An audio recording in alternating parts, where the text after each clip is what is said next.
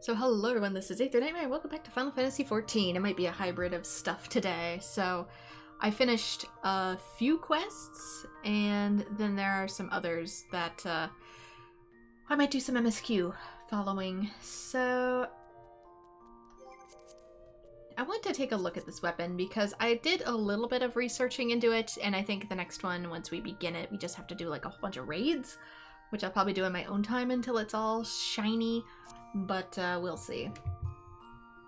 Let us go to the Shroud then. Shroud? North Shroud. And at least get this started.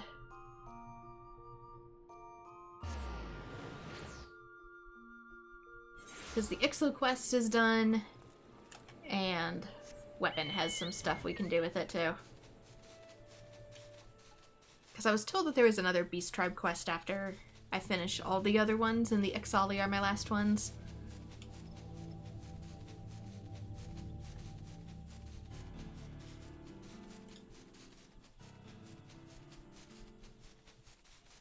I know eventually, too, there'll probably be more Beast quests and other expansions, just because I know there's other Beast Tribes.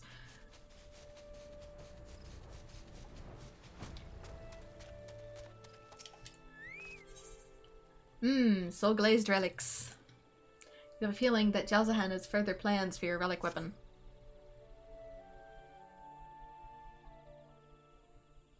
I trust you have been keeping well, my friend. As you can doubtless guess, my research into the enchantment of your relic continues.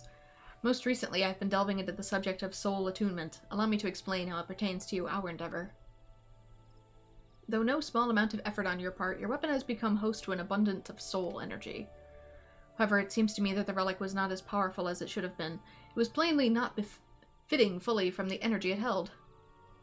After conducting some tests, I believe I have identified the problem. The degree of soul attunement. You see, through soul energy permeates your weapon at present, that energy is not attuned to its host. As such, much of it remains latent and untapped. If your weapon is to realize its potential, it must have full access to this energy. Alas, I fear that my expertise alone has not sufficed to find a solution to the problem. Being the person who reforged your weapon, Geralt may well possess knowledge that this is of use to us. However, you will recall that the man hasn't been exactly accommodating of my request for assistance. Unless some manner of miracle has come to pass, I doubt he would be willing to help me now. But you, my friend, you have something of a rapport with Geralt, yes? I believe you stand a far better chance of winning him over to our cause. I would be much obliged if you could speak with him in my stead.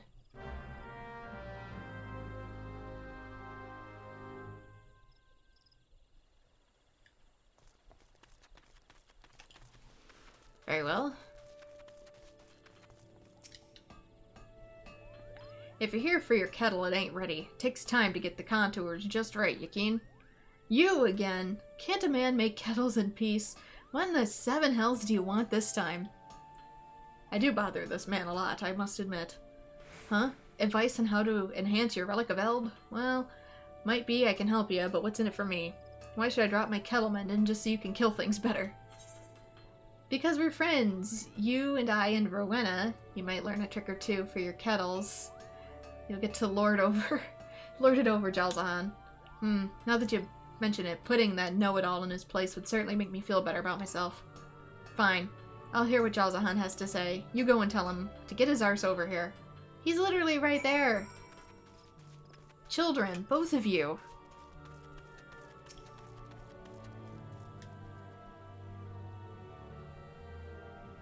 Geralt has agreed to help us? Incredible. I know not what honeyed words you used to convince him, but it seems you're as skilled with your tongue as you are with your weapon. But come, let us waste no time.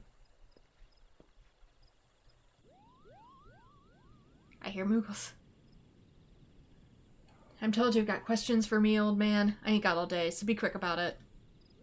Very well. As you are doubtless aware, with Bryn's assistance, I have sought to recreate the mighty arms wielded by the Zodiac Braves of legend. Thus far, we have succeeded in...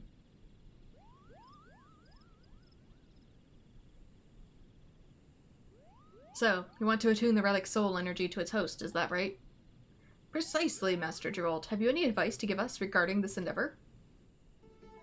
I reckon I do. You just need to isolate the energy inside your relic from an external influence. You see, soul energy naturally becomes attuned to its host through use. Problem is, being composed of aether, that energy's fickle as sin, gets easily distracted by forces outside the host. For a tune-in to happen, you need to get rid of them pesky outside forces. You can do this by making your weapon aether-tight. Buggered if I know how, though. You'll have to work that bit out yourself. Any road, once your weapon's aether-tight, you just need to use it as equal. Run around and killing things with it. Over time, the energy ought to become one with its host. After that, I imagine you'll need to undo the aether-tightness, or the newfound power will remain sealed. Isolation, but of course. This is far simpler and more elegant a solution than I had dared to imagine. Now I believe I can readily prepare a glaze that'll render the relic impassable to aether. However, when will we know that a sufficient attunement has been achieved and the glaze is ready to be removed? You know, from Archons, from Charlian, they used newfangled goggles would allow the wearer to see traces of aether. Yeah, it's what all the Scions wear. We can make something similar, I reckon. Mind you, we don't need nothing near as sophisticated. A magnifying glass fitted with lenses, but are crafted from aether-sensitive material, ought to serve our needs. Ah yes, by blending finely ground crystals with glass, it should be possible to create such lenses as you describe. A truly inspired idea. You're a genius, Master Geralt. Praise is nice and all, but it won't slake a man's thirst. If you want to show your admiration, do it with a drink. But of course, my friend, for your invaluable assistance, I shall distill for you a fiery liquor the likes of which you have never tasted. Now you're talking. You ain't half bad, old man. Now, just so happens I've got leftover materials to make our magnifying glass. I'll get to work on it right away.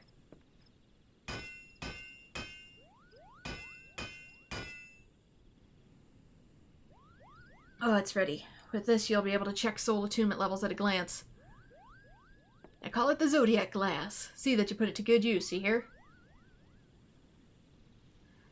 Your skills are beyond compare, Master Geralt. For my part, I shall prepare a coating for Bren's relic anon. When your preparations are in order, come and see me, and we shall make your weapon aether-tight. I take my leave of you.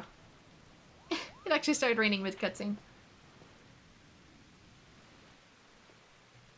I hope the weapon is also waterproof.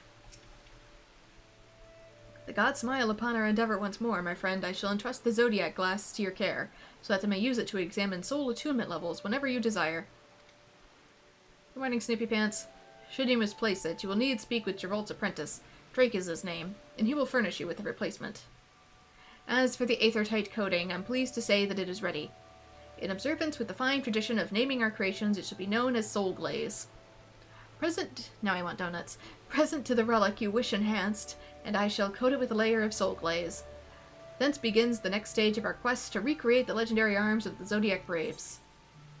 Okay, so this is the Zodiac Glass, a unique-looking glass crafted by Master Weaponsmith Geralt and used to determine the extent of a weapon's soul attunement.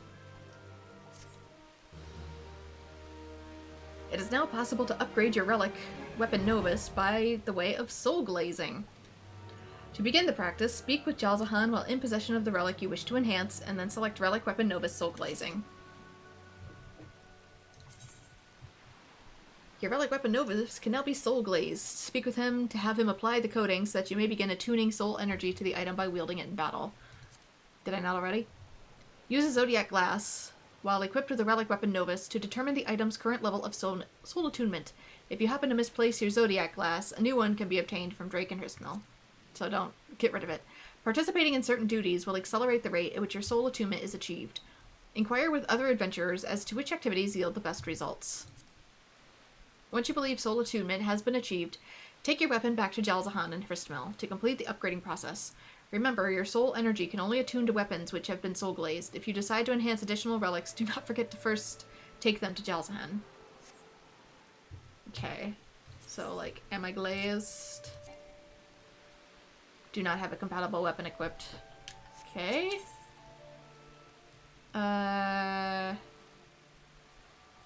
Is it Nexus modification? You wish to alter the properties of your relic granted by materia? Present to me a sphere scroll. Nope. That ain't it. Would it be Novus? Once solar energy within your relic is attuned, present it to me. I shall remove its coating of soul glaze, and that its newfound power might be unleashed. Uh-huh. But how?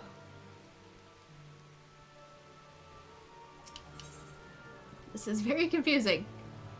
Soul glazing, novice enhancement.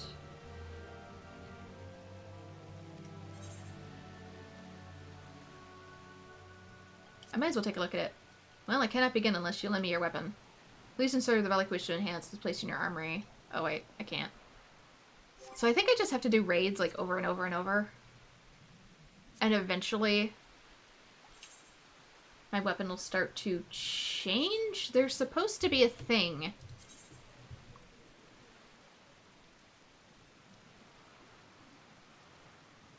I'm supposed to be able to use this.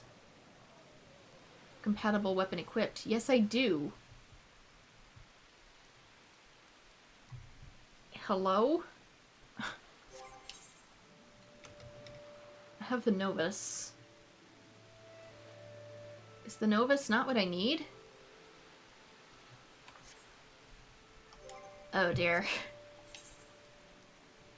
Welcome, Snoopy Pants. In Final Fantasy XIV, we have to forge our own 5-star weapons. Which is what we're doing right now. And failing. Miserably failing. Okay. How to Zodiac Glass. I'm gonna have to look that up.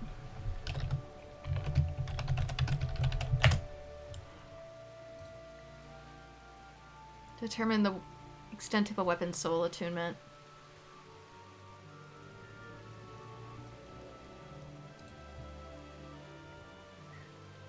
Okay, speak to Geralt, speak to Jalzahan. Present him the relic you wish to enhance, and he will coat it in a soul glaze. Maybe I need to unequip it first. I can see why you hate a quest that has something to do with weapons. Yeah, it gets... The problem isn't the quest itself, the problem is that it gets very confusing. I'll just unequip it really quick, and then see if I can hand it over now. Novus enhancement.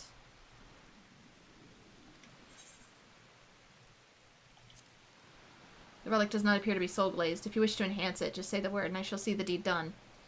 If you wish to have the Bravura Novus soul glazed, speak with him while equipped with the weapon, and then select weapon relic Novus soul glazing.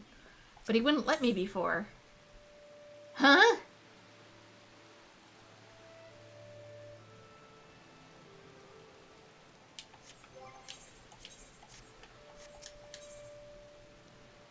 Soul glazing. By soul glazing your relic, I can render it aether tight, thus allowing the soul energy within to attune to its host.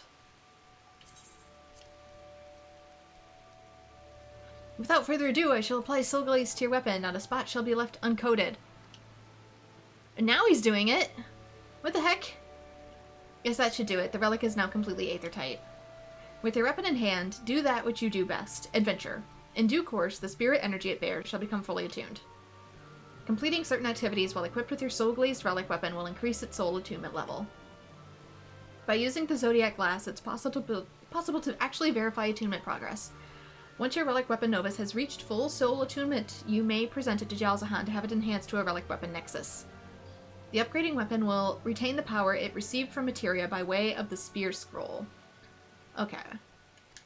It is possible to alter the materia-enhanced properties of your relic, both before and after the aforementioned upgrade. To initiate the process, please speak with Jalzahan. Yeah, I think if I wish to change the properties... I don't know if I can equip it with more than one scroll, though. Like, I can do that in between, but it said I could do up to 5 scrolls, and I've only done 1. And I'm so very curious if,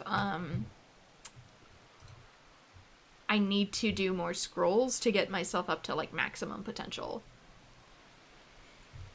Because I only did 1 scroll. It's so confusing. Oh, for clarification too, you don't have to do this whatsoever. You can skip this and just go into, like, the Heavensward weapons, and you'll be better off for it anyway. I'm doing this because I'm an insane person. This is not a necessary step that anybody has to do. If anything... please don't. Save your sanity. I'm just a lunatic. Alright, so Zodiac. Weapons.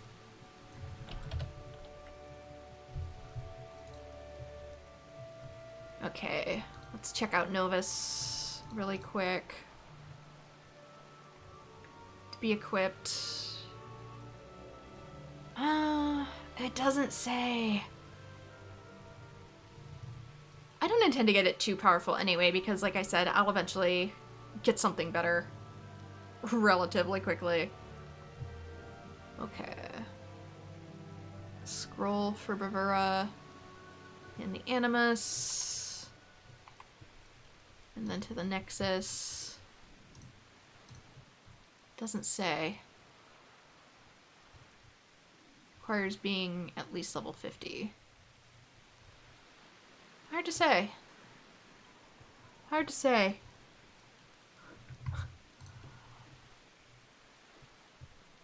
You're not a lunatic, you're just someone desperate for a weapon. It's alright to be like that. Yeah, this is an old quest. Back when newer weapons didn't exist. I'm doing it more to, like, walk myself through the old experience of Final Fantasy XIV, but for anybody else looking at this and going like, oh my god, I would never progress past this point, I can't do it. You're not obligated to. Please don't. There are plenty of better weapons that you can get that don't require all of, well, this. I'm just double checking something really quick. Substats can be customized. Yeah, it says I can customize the substats, I just don't know how many scrolls. Because I did the one scroll with the Novus, but I only did the one scroll. Customizable substats. Yeah, it tells me what they are, but it doesn't tell me how many scrolls I can submit. But let us look at the glass. Yeah, there we go. You peer into the Zodiac glass. The relic exhibits no etheric activity. So this apparently will be like glowing green once I do enough dungeons and stuff, enough duties.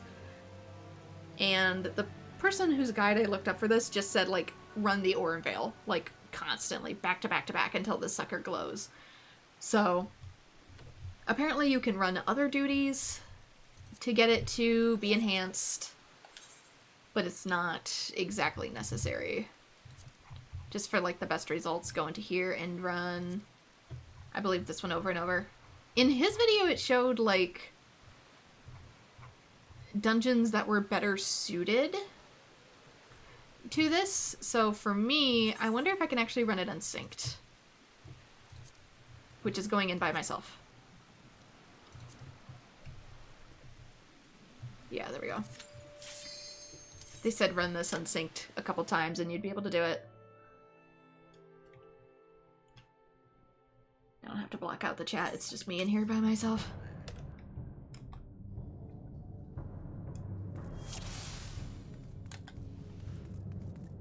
I am level 70, so I should be able to do relatively okay. I'm not sure. We're just testing out some stuff. Find out my own power level.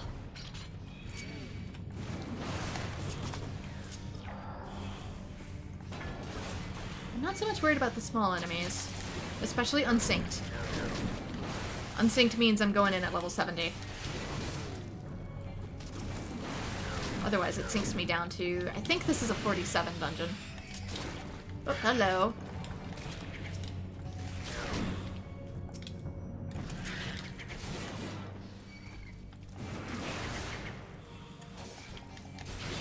And it's probably less about the enemies you defeat and more about just killing the boss.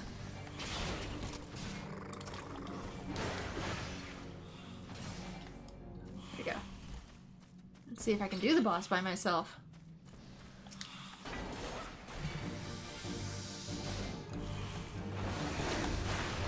Normally you go in here as a group. I'm going in by myself.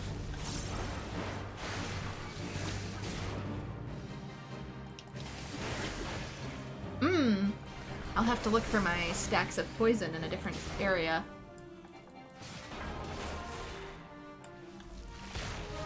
On the bright side, I get access to way more skills that I can't normally use in raids yet. Bonk. Bonk.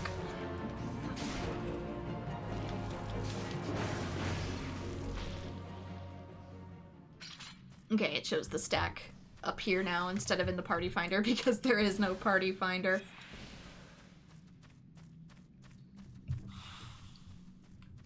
That's back the way we came. Need to go this way.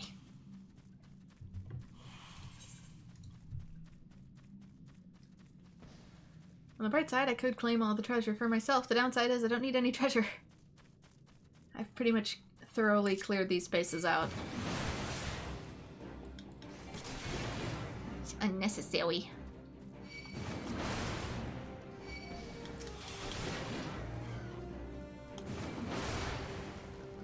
I hope it doesn't lose any glow. That would suck.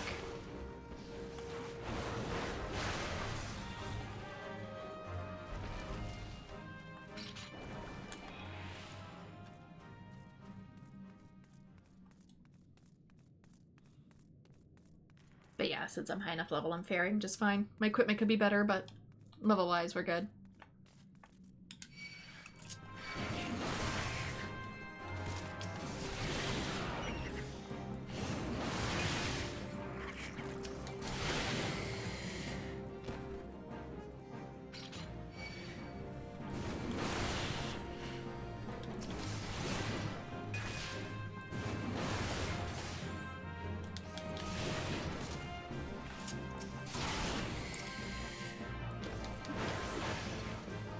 Want to do it at least once to give people an idea of what I'm going to be doing in the background over and over and over again.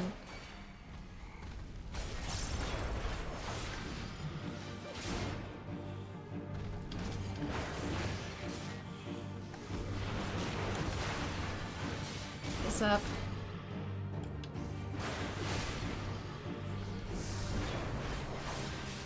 Just stay close.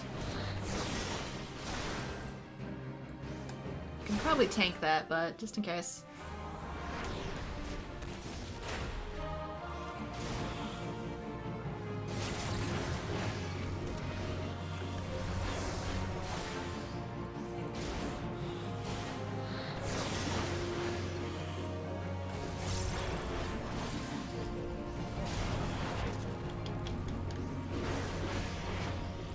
Alright, boss down, let's go.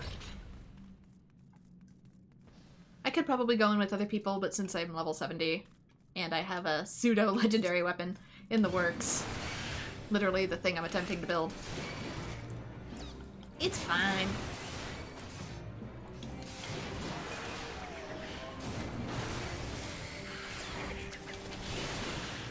The level difference makes up for a lack of a healer.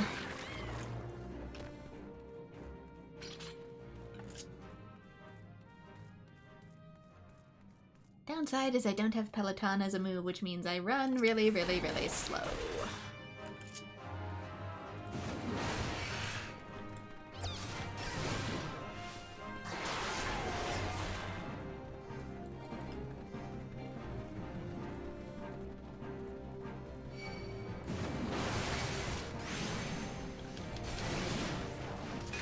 Wait for everything to catch up.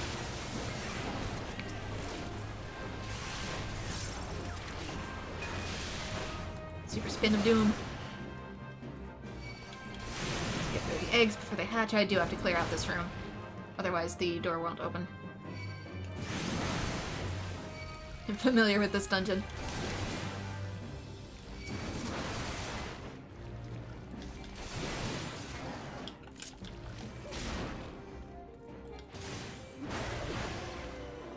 Okay, there goes the door.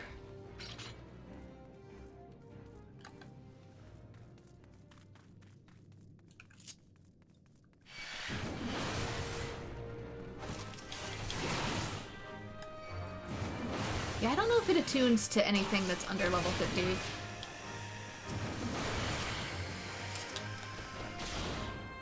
It's just the guide said it recommended just doing Orm Vale over and over. So I will. I might run some other duties in my own time too. There we go. Final boss room.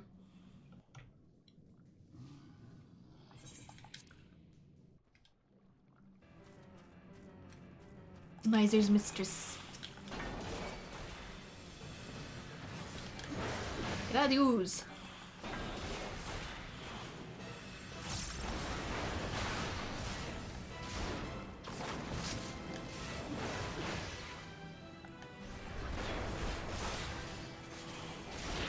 Okay, stack 1.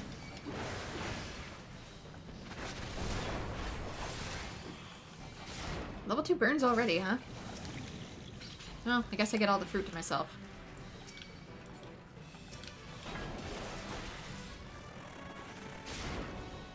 Switch to AoE. Complete. Back to single.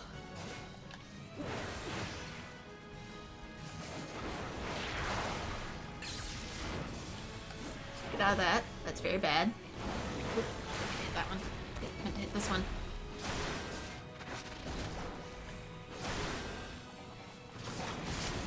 Yeah, I have to watch the burns just because they have a poison effect. Revert Novus emits a brilliant light. Yeah, see, that leveled it up a bit.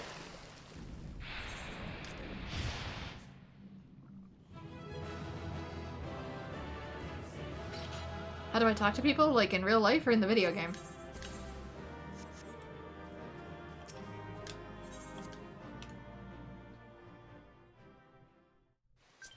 Let me exit and we're right back out here. Let's look at that glass. You peer into the Zodiac glass. Oh, there's a tiny itty bitty flash of green. Except it's no etheric activity. So I'll have to do that like over and over and over again in the background IRL, just like I do now.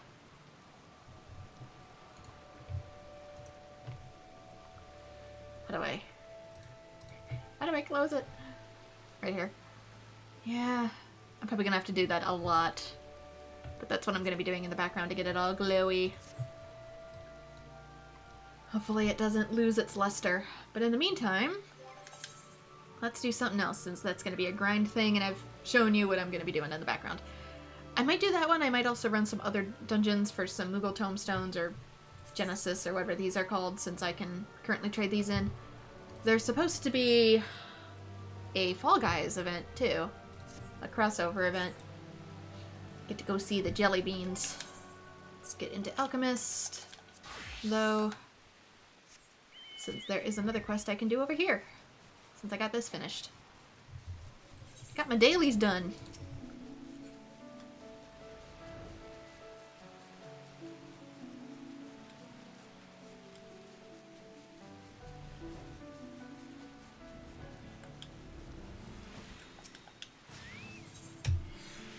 Never be royal.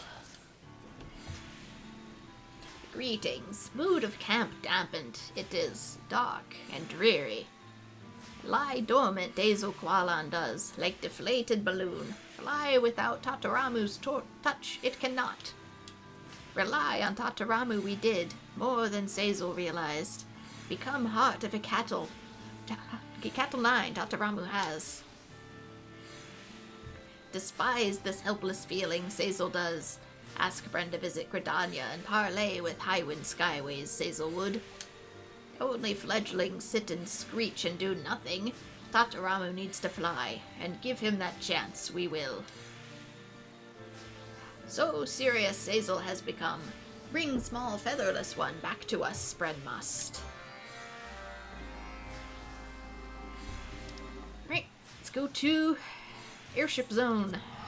Bring little dude back.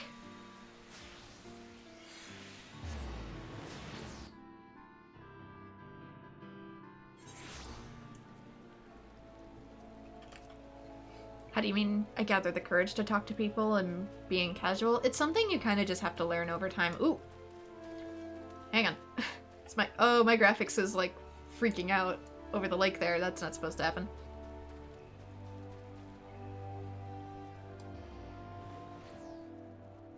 Down below is the airship. Yeah, communication is unfortunately something that just takes time. You need to get comfortable with it. And the only way to do that is practice.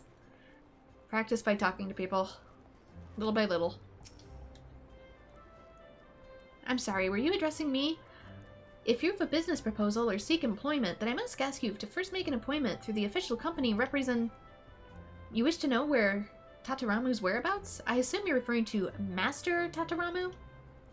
Forgive me, but I must inquire as to your relationship with the chairman's son. I failed to see how someone of your apparent... Oh, it's you! You were there in that filthy Ixali camp. Rude. You're the one who conspired with those... What? Betaloned? Betaloned? I don't know that word. Betaloned savages to kidnap Master Tataramu. Well, I'm certainly not about to share any information with a disreputable ruffian such as you. Shoo! Be gone! Ugh, now I shall be late in boarding the chairman's flight to Kurthus. He has a very important meeting at the observatorium with a very important people. I do not like this lady. I do not like her at all. Speak with the private clerk at the observatorium. Isn't that in Kurthus? Yeah, it is.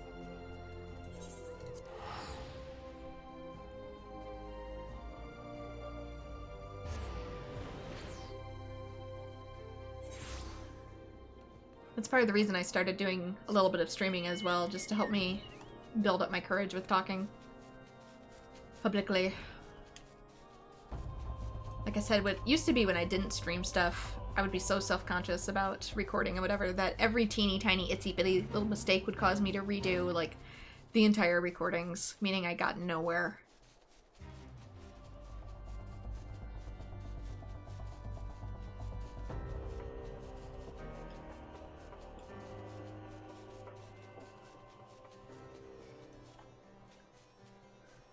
Yeah, I plan to get to Zenless Zone Zero.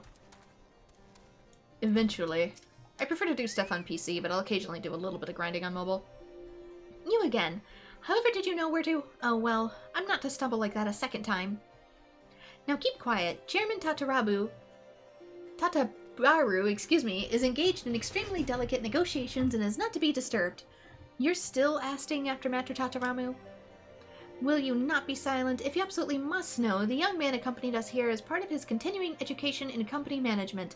His chambers are guarded by our loyal, not to mention lethal, retainers, so you can forget any plans to spirit him away again. Yeah, indeed. Lethal indeed. Fine, Tataramu. Okay, he's gotta be around here somewhere. In his chambers, you say? Makes me think he's gonna be in one of these buildings.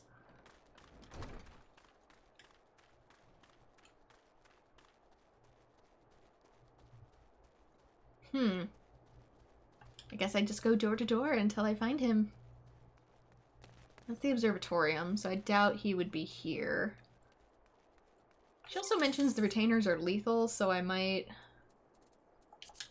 Just in case. I might try out playing other jobs in the MSQ now that Warrior is level 70, just to spice it up a bit. Anybody here? Not in this one. That door don't open. Are you planning to play Zenless Zone Zero? Yeah, I am. It seems to be a slightly more casual game though, so I probably won't play it as often. Dang it, where is he? He's small and I cannot find him. It gives me an area to search, but I have no clue where that might be. This is the Chocobo stable. Is he hiding?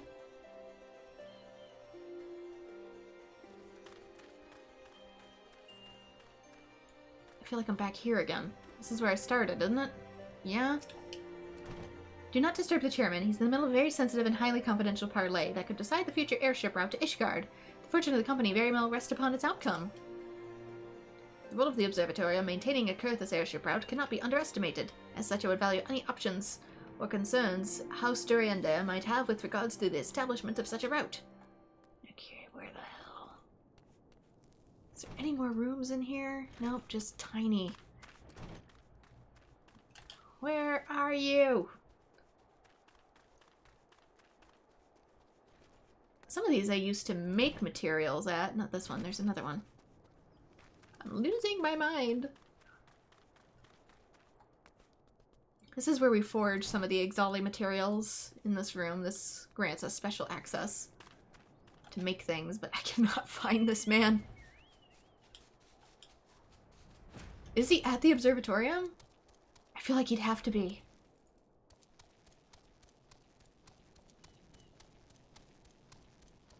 It's the only place left in this radius. Is he here? No, it's not with the Astrologans. Nope. Is he up top? Like tippy top? Whoa. Wee. He's not up here. I could have sworn there was more up here.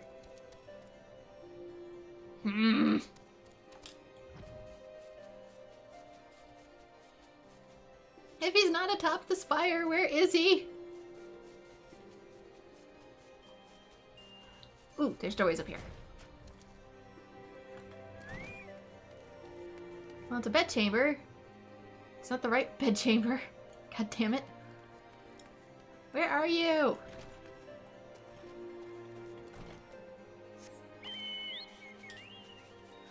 Let's have the observatorium itself. Door locked.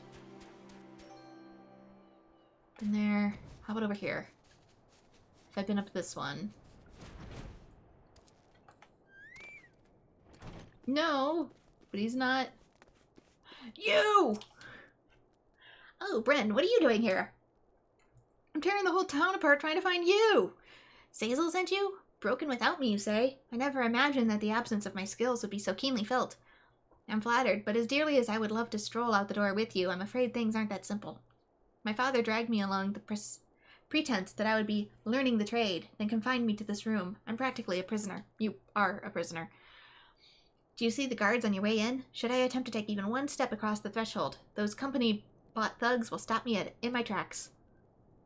There must be a way past them that doesn't involve outright violence. I have it. You must needs speak with Templeton, the Skywinds employee stationed here at the observatorium. He aided us with the component crafting before, and is one of the few people in the company I might consider an ally. Wily he may be, but that is the exact trait that will serve us now. We're gonna fly our way out of here? I must escape the room without creating too much of a commotion. Speak with Templeton at the observatorium's crafting facility. We have need of his crafty mind. Yeah, I can't leave out this door. Then why is it here? Yeah, these must be the guards. Or I could just get him super drunk. That's always an option too. Just saying. Knock him out.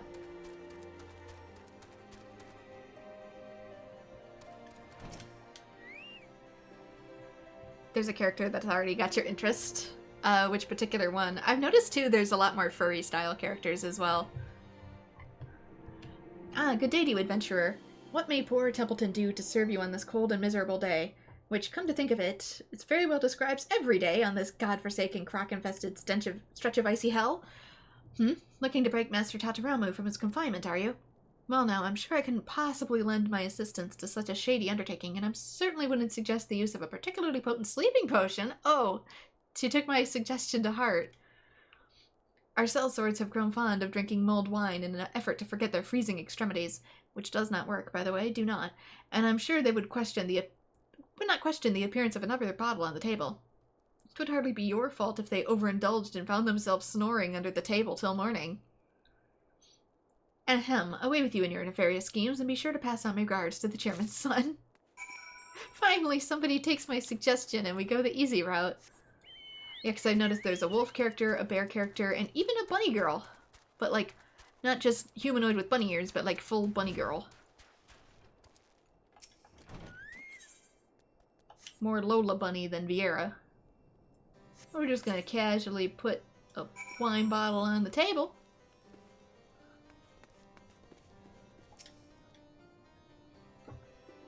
Bren, what news? Was Templeton able to offer a solution to our dilemma? He gave you what? A sleeping potion?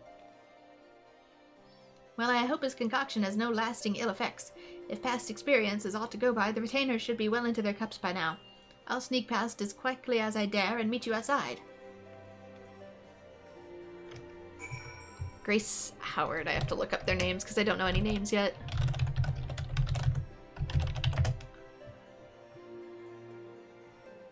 It's showing me 3 characters. That doesn't help. There we go, black hair. Black hair and sort of like big red goggles with a gun.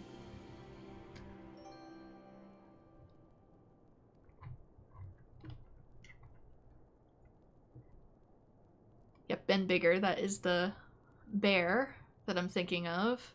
There's also a lot more just like furry characters in general. Neko Miyamana, that's a cat girl.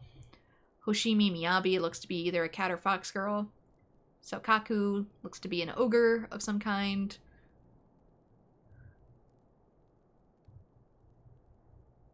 Von Lycon, there we go, that's the wolf boy. But there's another one. She is at a shop and she is a bunny girl. But I don't see her in the fandom wiki yet. Has kind of pinkish fur. Oh god, how do I get out? I got them drunk, but I'm the one who gets lost. Go figure.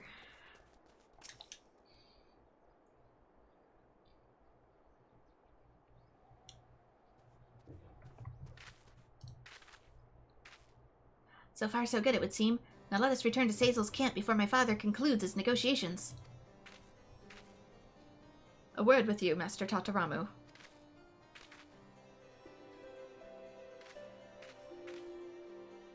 Coulson, when did you arrive in Kurthis? It's good to see you. I know what you're planning, lad, and you know what will happen should you go through with it. Your father will not tolerate this defiance. You've taken his side? I thought that you at least would support me in this. Pray take a moment to consider your father's perspective. He only wants what is best for the future chairman of Highwind Skyways. The world you stand to inherit is not the world in which the rest of us live.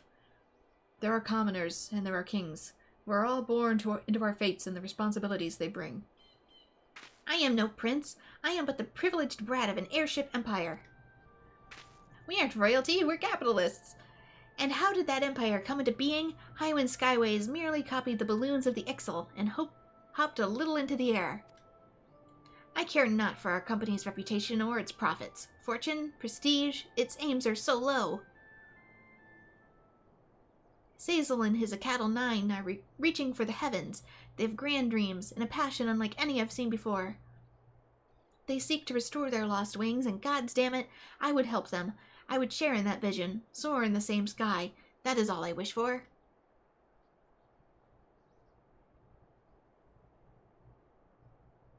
Anything? Butler, sir?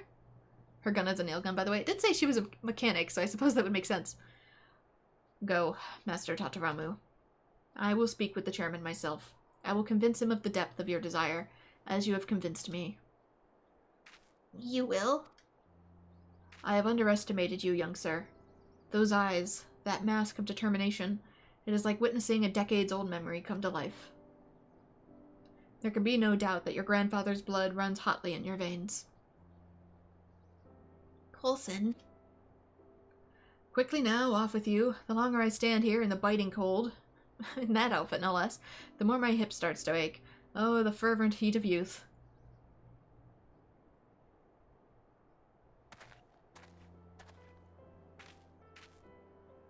Come on, we've kept Zazel waiting long enough. Yeah, I feel that. Barely into my 30s and my joints already ache. I can always tell it's raining, though. That is a real thing. It's going to rain in the next day or so? Well, my wrists are gonna tell me all about it.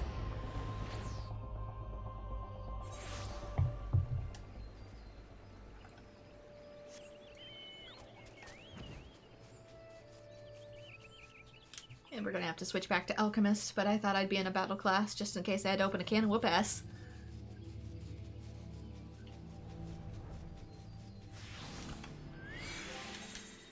Okay, this person is still making materia?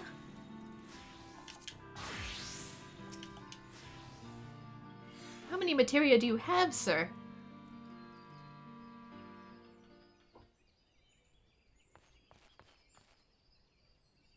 Chief Totolock, your designer has returned. Zazel?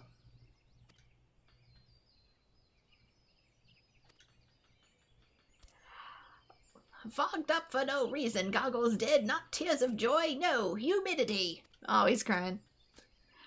Listen well, Tataramu. Make up for lost time we must. Work and work until Dazel Qualan is complete. Until hands ache and sweat turns into blood. Yes, sir.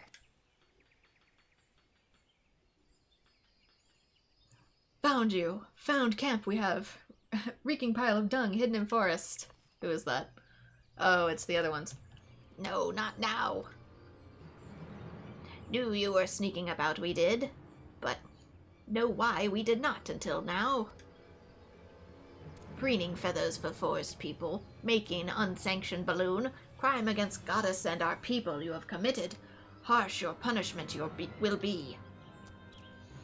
Break it all, burn it down. Leave you to stew in fear we shall. Hear of this treachery our Natland brothers will. Pluck their feathers and snap their bones.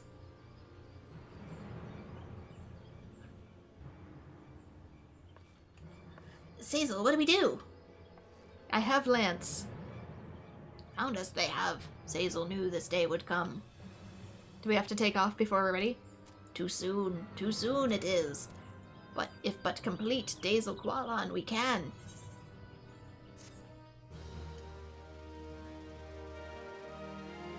This can't be the end of the quest. Cattle 9, reputation up. You've achieved honored reputation with the Cattle 9. What? I thought I was done! New Ixal tribal daily quests are now available from Jazel at this second... A cattle. What?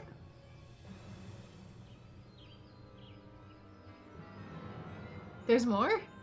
All the other ones went to trusted rank. Thanks to your diligent efforts, the construction of the Dazel Qualan is almost complete. With the return of Tatarama, new final adjustments are now all that stand between a Cattle 9 and the distant skies. There's gonna be a whole nother thing? I thought it was done.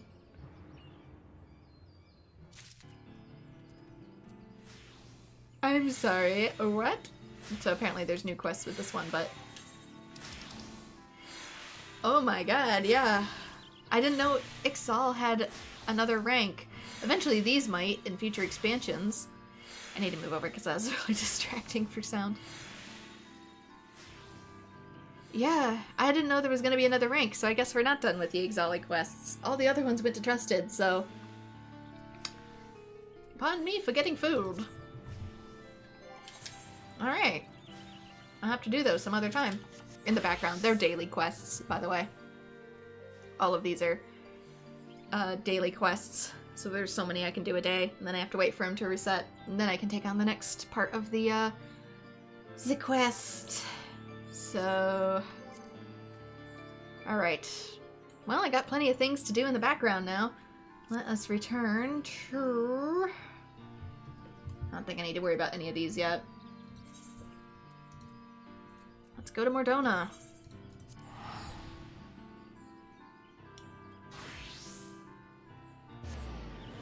Do I have any interest for earrings? My ears are not pierced, though I do occasionally wear clip-ons that are indistinguishable from pierced ears.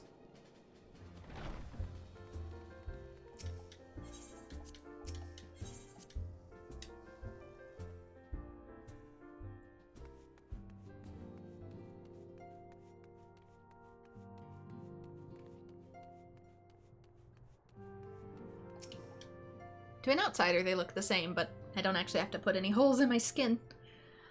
Ah, it does me well to see you thus returned, though I doubt not your prowess. Entering an enemy stronghold is generally considered to be a risky venue, and I must confess to having been a trifle bit anxious.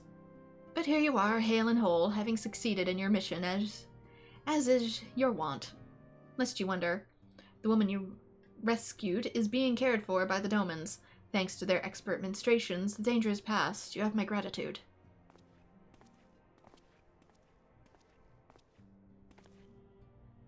Allow me to thank you also, Scion. Resh owes you her life. We escaped with minimal casualties this time. We can ill afford to be caught off guard again. The Empire is not an opponent to be trifled with. As you say, Commander, I will see to it that the men keep their wits about them. And it may take time, but I will not rest until we have identified and apprehended the Ivy. I have every confidence that you will succeed, Captain. As for you, Bren, I realize you have scarce caught your breath, but I'm afraid there is no rest for the weary. I require that you accompany me to Kurthus. Hello there, DJT. We're continuing MSQ. And I've unlocked more things for grinding in the background. More weapon grinding for legendary weapon to get it up to the next level, which I'll do on my own time because it's just repeated. And apparently there's another step to the Ixal. I thought we would get up to trusted rank and be done, but no. There's the honored rank after that, so we are not done. I have been granted an audience with an Ishgardian dignitary, you see, and the man expressly requested your presence. Oh, do not look so surprised. You should be familiar with the trappings of fame by now. We shall depart as soon as you are ready. Ooh, I get more stuff. What do I want? Bard and Mechanic, Conjurer, Sage, Astrologian, Thaumaturge, Black Mage. I like the look of these best, so I might keep them just to turn them into a prism. And hello there, Vanilla Lily Rose as well. We are continuing onward with MSQ. Coming to terms. We have been blessed with a rare opportunity, an audience with an ambassador of the Holy See of Ishgard. We are to treat with Sir Emeric, Lord Commander of the Temple Knights, in Camp Dragonhead. It is considered a great honor to serve the Holy See directly as a Temple Knight. Needless to say, their leader wields tremendous political influence. We should be wise to court his favor. For that reason, I consider your attendance essential. If Sir Emeric wishes to meet the person behind the legend, I would not deny him the pleasure of your company. The antecedent should see the wisdom of this plan when you request her permission to accompany me to Kurthus. Mayhap you feel this to be a waste of your talents, which could doubtless be put to nobler use. If so, I should remind you that more good can be accomplished with the stroke of a pen than the thrust of a sword. Depends on the situation, Alphino. If my many adventures in diplomacy have taught me anything, it is the importance of humoring those who have something one wants. Not every victory is won on a battlefield, my friend. 'Tis the lot of legendary heroes to be paraded about from time to time.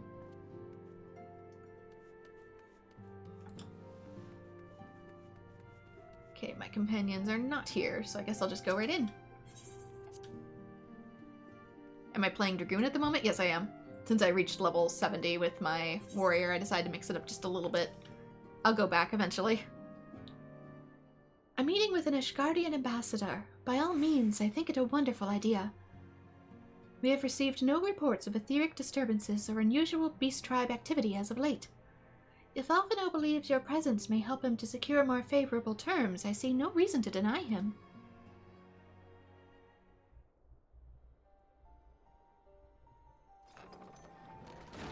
That way I don't drastically overlevel one class either. Antecedent, I take it that Bren has explained the situation? They have. Yet welcome though these overtures are, I cannot help but wonder what prompted them. The Ishgardians have spurned all contact with the other city-states for decades. Why reach out now?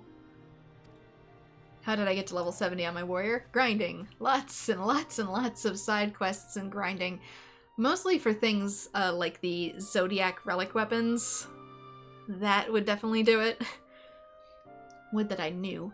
The question of their motives is one to which I have given no small amount of thought. Alas, I know no more than what is generally known.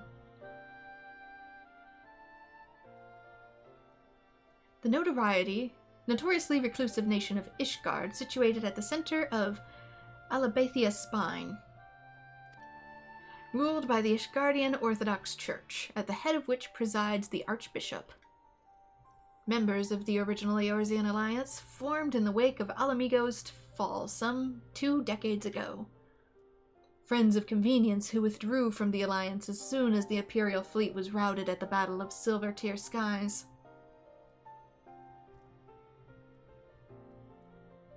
Since which time, their borders have remained close to all outsiders. They have rejected every one of their former allies, calls to reopen dialogue, turning a deaf ear to their neighbors' pleas, even when the calamity loomed large. And on the fields of Cartonau, when brave men and women laid down their lives in defense of the realm, their banners were conspicuously absent.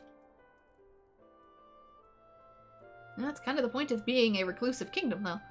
I have tried to convince Ishgard to rejoin the Alliance at every opportunity. I have explained over and over again that unless Eorzea stands united, we cannot hope to preserve our freedom. One by one, our nations will fall, as once fell Alamigo. I'm very curious what Alamigo looked like prior to 2.0. I'm assuming it was maybe like a place similar to one of the other 3 states in 1.0, but I'm not sure. They speak of it as if it was. And what have mine efforts yielded? Why not? Surely this can be considered a step in the right direction. I should hope so. Rather than the lowly messengers we have been fobbed off with in the past, this time we shall meet with a man of genuine influence. Of course, I am not so naive as to think that they have come to us out of the goodness of their hearts. We have something they desire, though I have yet to find out what. But such is the nature of diplomacy. They will bring their agendas to the negotiating table, and so will I, along with a handful of incontrivable truths. The Empire will soon be at our doorstep once more. Indeed, you may be assured that I will expound upon this point and others. Let us depart for Camp Dragonhead. Our old friend, Lord Harshaphant, is expecting us. Since our quest to recover the Enterprise, I understand you have further integrated yourself with the man. Excellent work. His fondness may prove useful to our cause.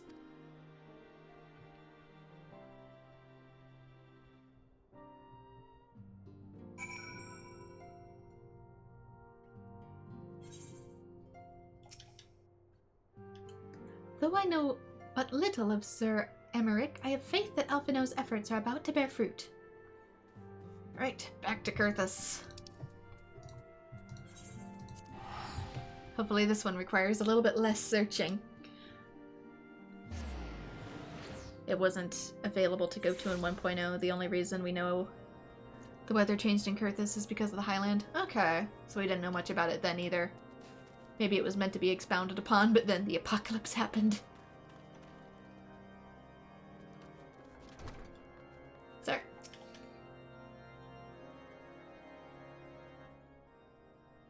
Ah, Bren, ever a welcome sight. Our hearths have been stoked to a blazing in preparation for your arrival. Ah, so you know I can't stand the cold, huh? It would not do for such a distinguished personage to catch cold while enjoying our hospitality. Ah, the gesture is much appreciated. I fear I shall ever struggle in cold climes. Hey, I'm literally a reptile. How do you think I feel? Ah, good Master Alphino, an honor as always.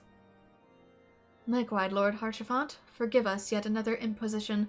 I fear we have relied overmuch on your aid since you so generously assisted us in locating the Enterprise. Nonsense. Any debts incurred have long since been repaid. Besides, who can say what the future may bring? House Fortemps may even seek the aid of your newly formed Crystal Braves. In any case, I am simply delighted that the Holy See is at last willing to grant you an audience. No doubt your discoveries at Snowcloak helped to justify the decision. This recent resurgence in heretical activity is of grave concern to us all. But to the matter at hand. Sir Emmerich arrived at Camp Dragonhead earlier, and I am told he is eager to meet with you at your first convenience. You are doubtless weary from your journey, and desirous to rest a while in the warmth of our hearth. But if you are willing to forgo such comforts, pray inform the knight stationed outside the intercessory. He will grant you entrance and send word to the other attendees. As inviting as your hearth sounds, I think it best we proceed to the intercessory forthwith.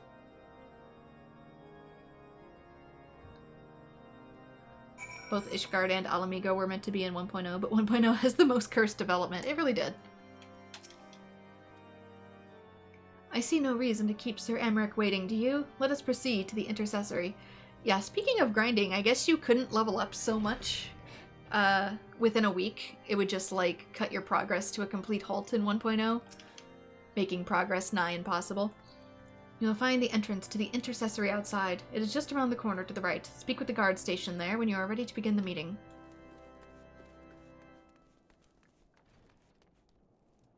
Yeah, that looks to be, like, right next door, though I can't tell if up or down. We have been expecting you. Pray take your ease inside, and I shall summon the others.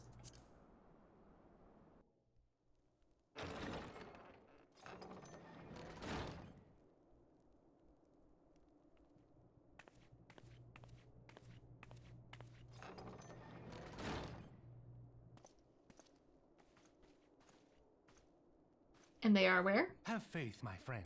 You need only state your case with confidence and clarity.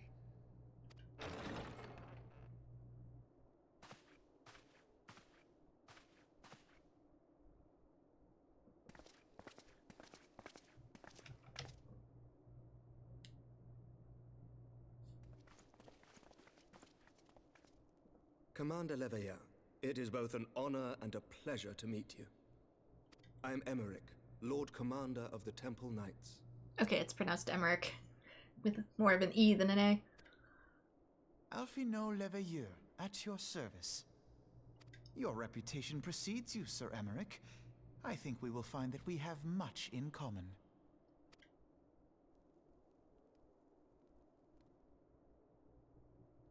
Speaking of reputations, yours towers over us all.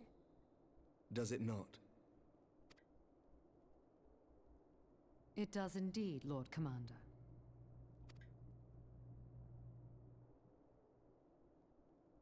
I am not too proud to admit that I have followed your activities with an interest bordering on fascination. Full glad was I to learn that you would be joining us. I mean, to be fair, I did take down some primals, so...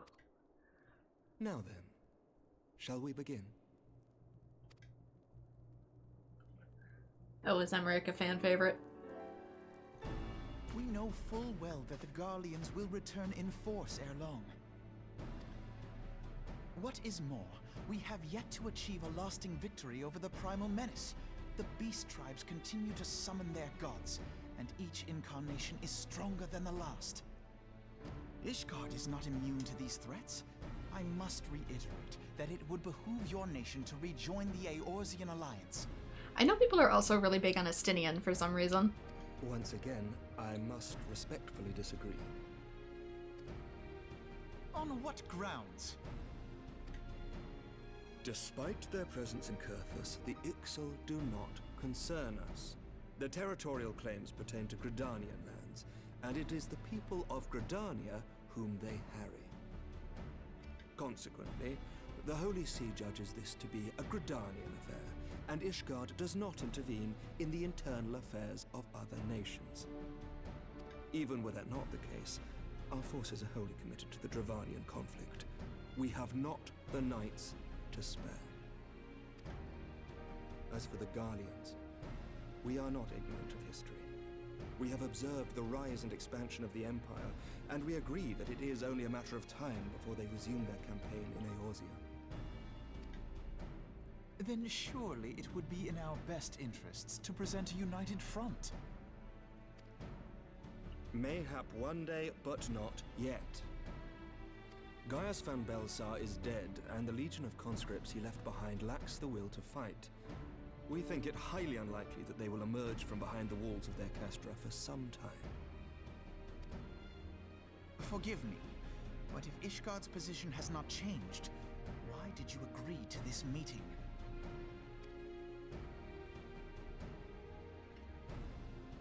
You want us to do things for you? It was not only as a representative of Ishgard that I came here. Pardon? It is not within my power to change Ishgardian policy, regardless of my personal feelings. There is, however, one area in which I may exert a measure of influence. Concerns have been raised over the supplies House Forton has offered to Revenant's Toll. These have led to calls for restrictions on the provision of aid to foreign powers. Fortom? That's how you pronounce that? I've been saying House for Temps this entire time. Oh, French. I'll probably continue to screw it up. Oh, so he gets to keep his voice actor. Maybe he changed studios. I can ensure that the shipments continue unabated. Sir Emmerich, we would be in your debt. No, you would not. for I require something in exchange.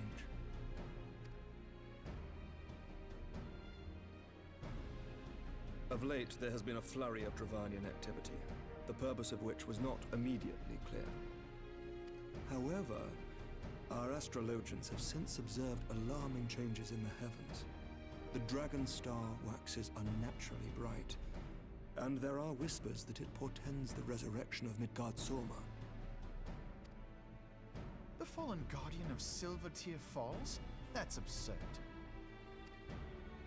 Full many times have I gazed upon the dragon's corpse still wound around the Agrius, and wondered how different our world might be if it yet lived to plague the skies.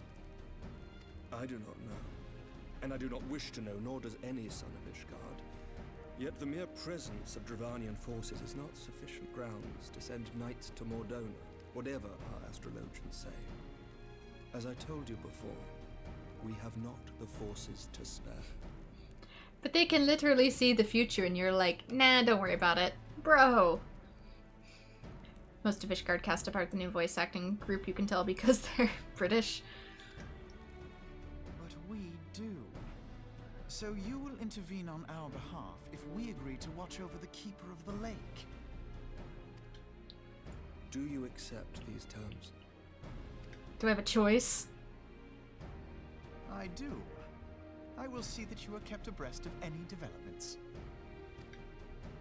I regret that we could not come to a similar agreement on other matters, but I understand that you are not at liberty to make such decisions. Nevertheless, I hope that what we have accomplished here today will serve to demonstrate to your countrymen that we can work together towards a common goal. Mayhap one day we shall look back on this moment as the first step towards a united Eorzea. Mayhap we shall, Commander. Just wait for Hammond's word when everybody becomes British. Everybody keeps telling me that. I'm just hoping for more voice acting in general. What is the meaning of this? The caravan, my lord. It's been attacked. It was Iceheart, my lord. What? By the Fury? All our precautions were for naught? Awkward.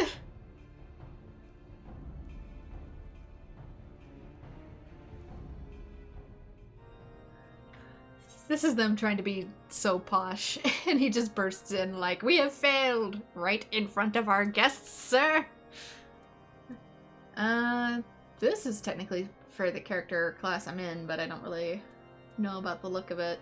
Maybe. We'll see.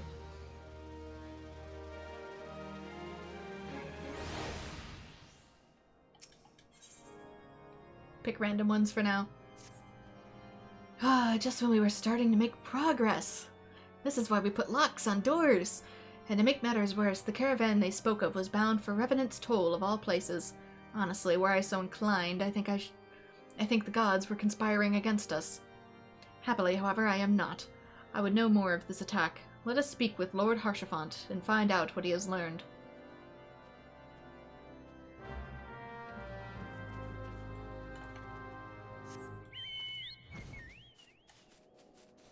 I know they probably can't add more voice acting at this point, just because they did change VAs, but I know people would say, like, oh, it would take a whole lot of data, but uncompressed, it would be about 10 gigabytes. And, like I said, that's prior to compression, so it'd actually be a lot less than that. And in modern day, just give me the voice acting, man. It helps my dyslexic ass so much. My sincerest apologies for the interruption, my friends, but the situation is such that we must act swiftly. If you would be so kind as to elaborate. Iceheart's heretics fell upon the caravan, bound for Revenant's Toll, as it was passing through the Boulder Downs. 'Twas an ambush, swift and ruthless. In an instant every knight was slain, every crate seized. Then as quickly as they appeared, they were gone.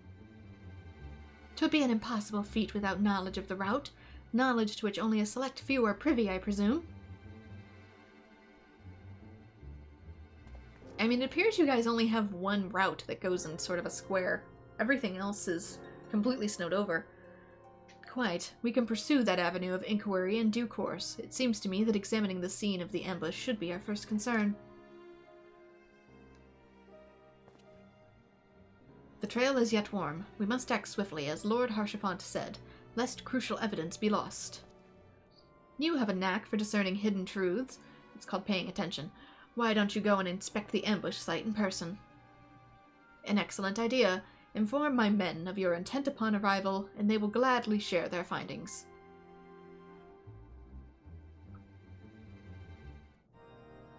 The ratio of voice acting to non-voice acting does increase, but only in the MSQ. All optional content is unvoiced.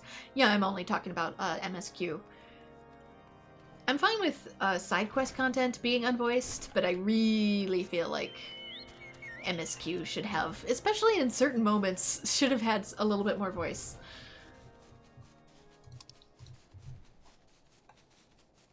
There have been certain scenes in this game that are just like really, really important, and it's odd that they're silent.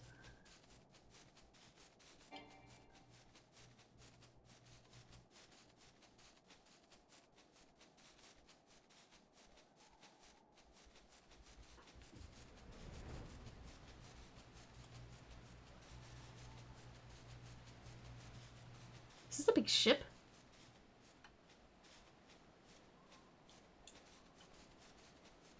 I think it is.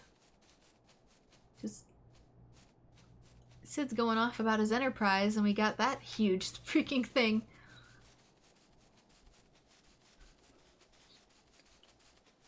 Garlean Ironworks needs to step their game up. Oh, it's part of Dalamud. Man, Moon really went everywhere, didn't it? Move along, adventurer. There's nothing for... Lord Haurchefant bids you speak with us? Then you must be... Beg your pardon, Scion. As you can see, they left nary a crate behind. Tipped the wagon for good measure, even.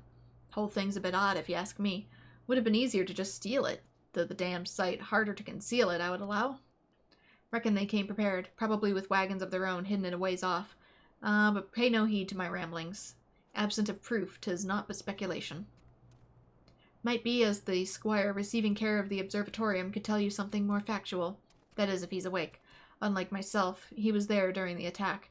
Not that his presence amounted to much.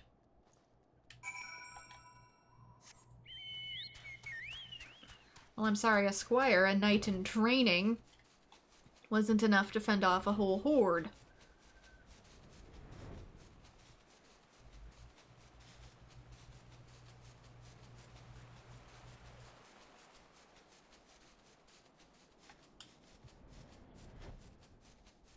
Dude really be like, oh my gosh, how come a teenager couldn't defend the cargo by himself?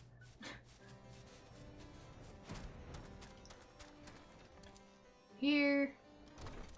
Hello. Probably upstairs. Made this mistake last time, too. There we go. During the Ixal quest. You've come about the attack, haven't you? We came upon them before the entrance of the Hall of the Seven Echoes. Pilgrims, we marked them as... lost and ill-equipped for a journey further north. Our leader called out to them, and one stepped forward to answer. Slowly she approached, her silver hair flowing in the wind like melting snow. Just a young girl, I thought, some poor lost lamb in search of salvation. Our leader must have thought the same, else why would he let her draw so close? They exchanged some words I couldn't hear, and she leaned forward as if to kiss his cheek. And then he sighed and crumpled to the ground. I didn't know what had happened until I saw the snow turn red. And then there was red everywhere I looked. I tried to fight, but took a blow to the head, and by the time I came to, the others were dead, and the heretics were unloading the wagon. They could have killed me, so I just laid still and listened. Iceheart's people spoke of deliverance and resurrection, and they spoke of Shiva. To hear them speak, they truly believe they can resurrect Shiva, but that can't even be possible. It can't. I mean, if she's a primal, man, she probably works just like every other primal. Where does Alpha know? Let's be lazy.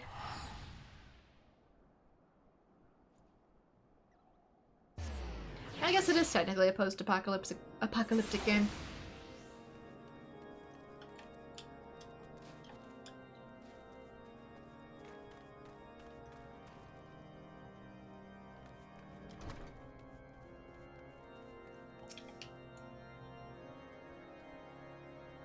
Hey, not every post-apocalypse needs to look like sci-fi and zombies. Ah, you've returned. What news have you for us? It seems Lady Iceheart does not scruple to sully her hands with blood. Who is this Shiva the heretic spoke of? Have you not read a single line of the Enchiridion, Master Elfino? Shiva was a traitor to kith and kin, an apostate who lay down with dragons. Like, in what type? Now, we cannot expect all foreigners to know Ishgardian scripture so well, particularly when it concerns the patron saints of heretics. Like, friendly relations, or like, really friendly relations? Wait, you say that she is their patron saint? Oh no, it all makes sense now. Lord Harshavant, what was the caravan's cargo? If I recall correctly, the Diamond Forge had requested a rather large quantity of crystals, because I remember they could take like a humanoid shape. Do you not see? Iceheart and her followers intend to summon Shiva, as a beast tribe would a primal. Why else would they go to such length to secure crystals? I mean, are the dragons themselves not a beast tribe? They're sentient. They're beasts. I shall inform the Lord Commander at once. Lord Harshavant, you would agree that discretion is of paramount concern? Of course. I mean, even the Moogles are in a way technically a beast tribe. I trust we can count on your continued support, Master Alphino. The Scions of the Seventh Dawn are sworn to combat the primal threat. Our support is a given. I will need to send word to my brethren in Revenant's Toll. Our entire order must turn its efforts to the prevention of this summoning. Naturally, that includes you, though I am sure you would not miss this for the world.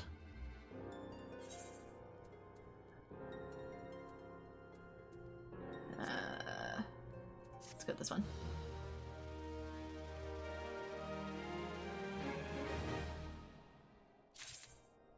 How did Joe Cat put it, I think, in one of his D&D videos?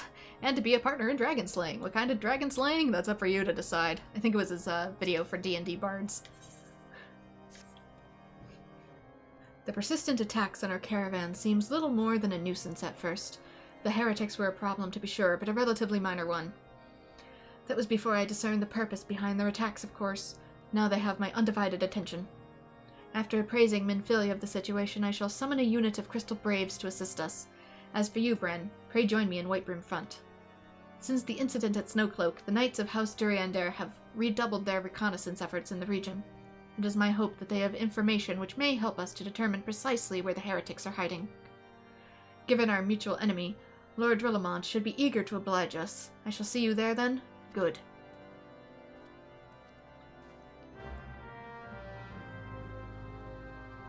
I mean, yeah, technically there is sci-fi and zombies, but the atmosphere, not everything is, The Last of Us. Which I feel a lot of post-apocalyptic these days tries to emulate.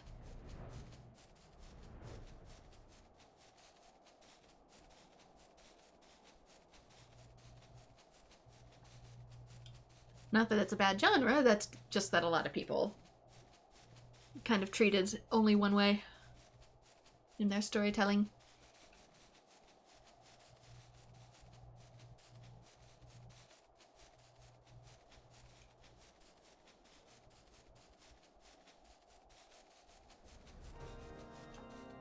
Assuming here.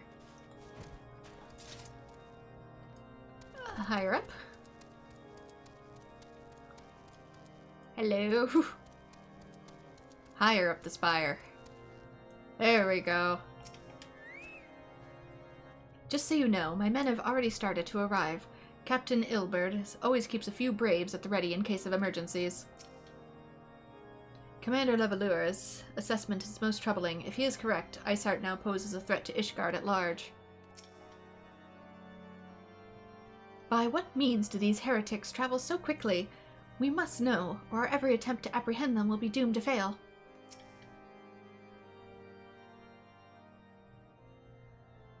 The Scions of the Seventh Dawn wish to join the hunt for Iceheart.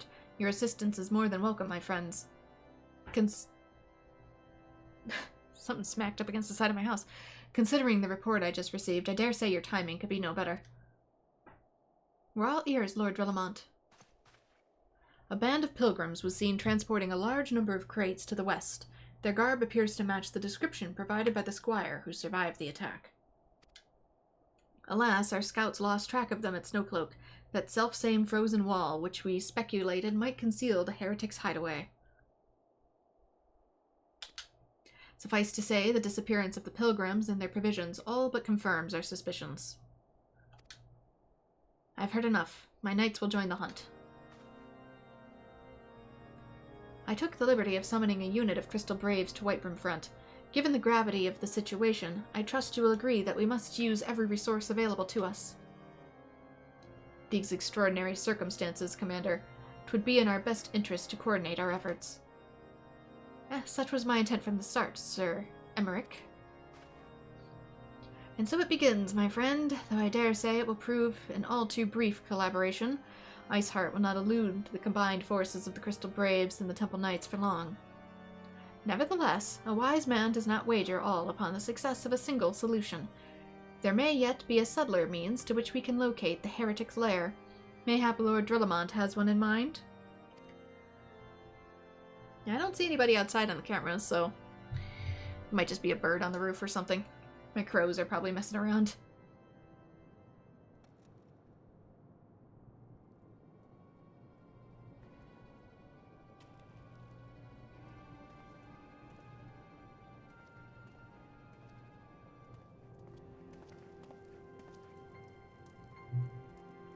Yes, yes, excellent.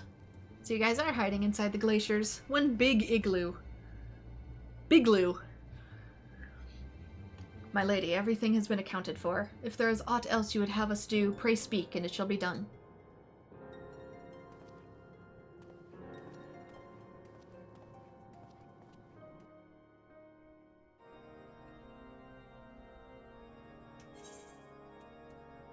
I feel like I'm getting a lot of shoes.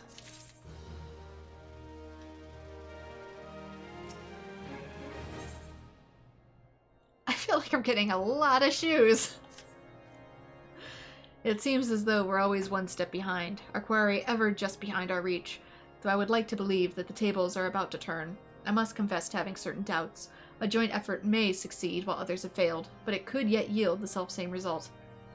Fortunately, we are not without other options. I trust you have forgotten Inquisitor Guillemets?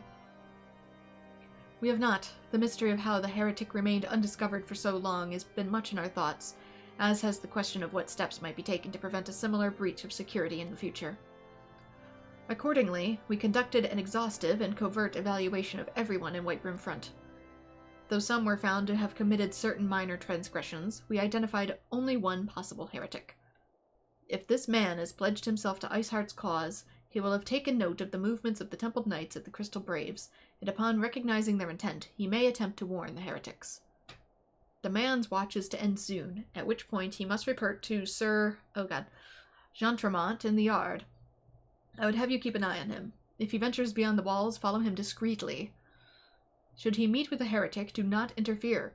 Simply watch and listen. I have seen it, too, that the suspect knows nothing which would endanger our plans. Eavesdrop. The Third and the Temple Knights have begun their search. All that remains is to wait. Sending his forces to Whiterun Front prior to his own arrival, your commander is certainly decisive. See how the skies darken. Even the weather is against us. The suspect shows to be a heretic. We will deal with him accordingly. For now, we shall merely observe and mayhap profit from his treachery. Out we go, then. As soon as we find the door? Stairs.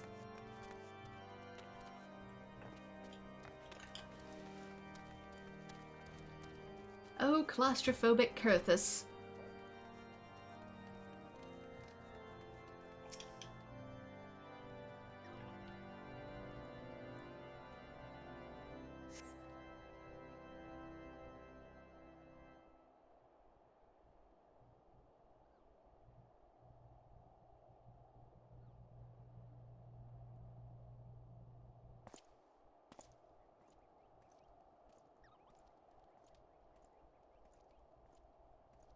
You think they'd be looking for me, though, too.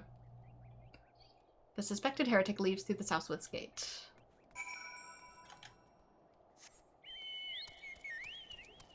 Let us follow. Let us sneak. I don't know how much chocoboing is sneaking, but...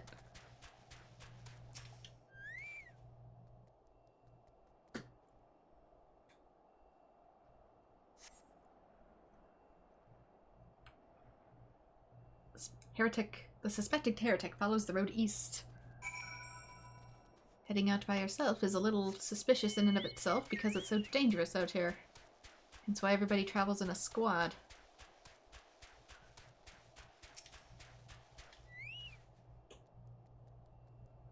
Stare.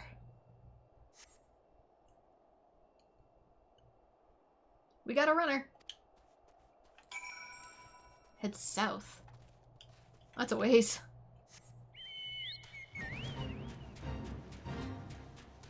Tis not the time for fates.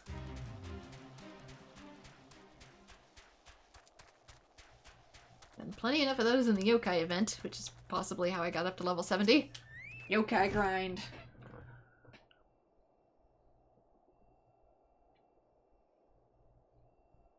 He might be high level, but that's a fictional concept.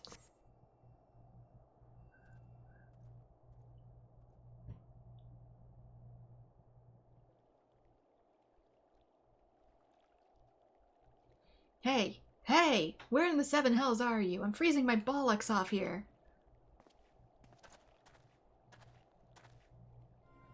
I'm here, you blundering oaf. Why are you late? Standing on the wall, why else? I have duties to fulfill, you know. Your sole duty is to the... Bloody echo. Lower your voice so they'll hear us and wipe in front. Yes, of course. The Temple Knights are... Psst, psst, psst, psst, in Snowcloak. This is why you bring me here? We already knew about psst, psst, psst. Our comrades in Boulder Downs will use the tunnels, psst, psst, dead before they know what's happening. Nevertheless, psst, psst, if you waste my time again, is that clear?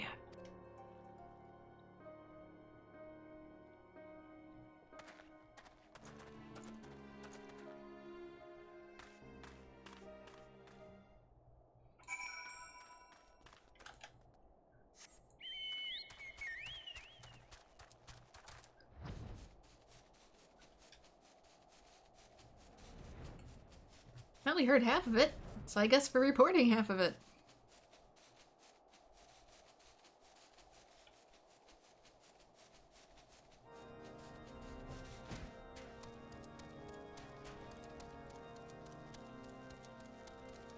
And up the damn stairs again.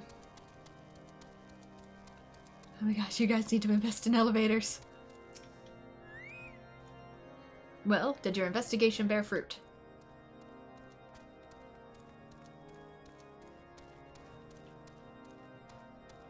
I see. I shall have the man detained at once. His guilt is plain. Would that you could have heard his words more clearly. Yet the few snatches you were able to make out nonetheless are enlightening. It would seem the heretics are aware of our operation, and confident that they can thwart it. Their comrades in the Boulder Downs are key to their plans, which means this is key to our plans, that they be rooted out and put to the sword.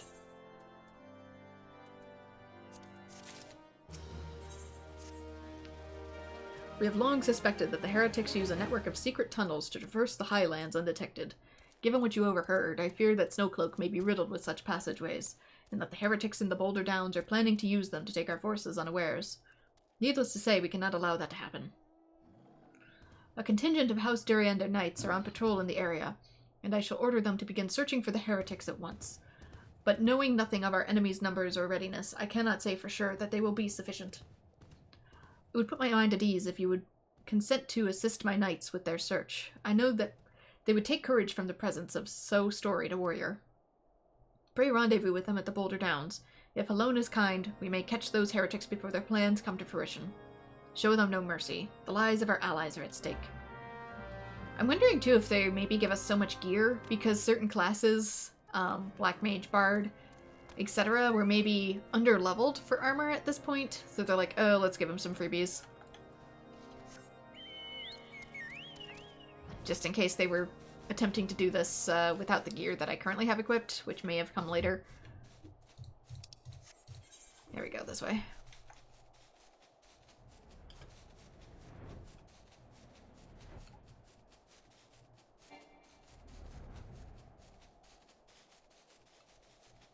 Just so they don't get accidentally overwhelmed. It's one thing to do this as a tank.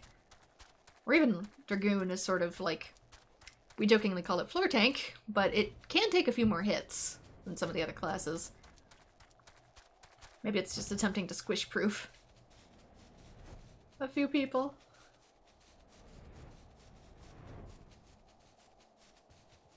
It's one thing when you're in a duty, it's another thing when you're by yourself.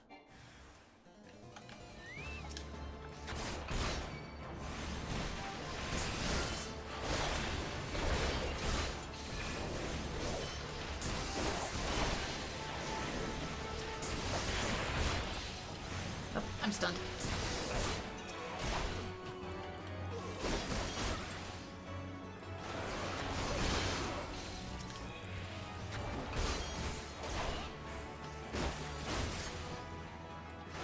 Yeah, rotation's a tad different, but... And don't worry, the other moves are over here.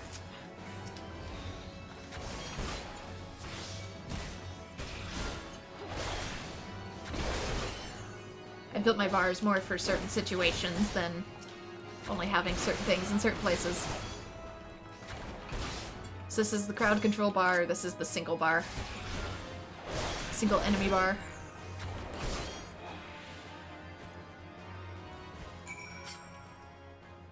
Alright, effects.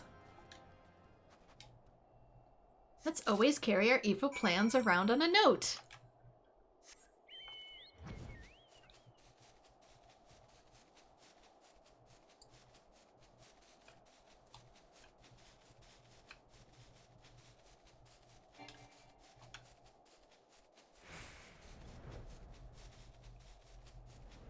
All the way back.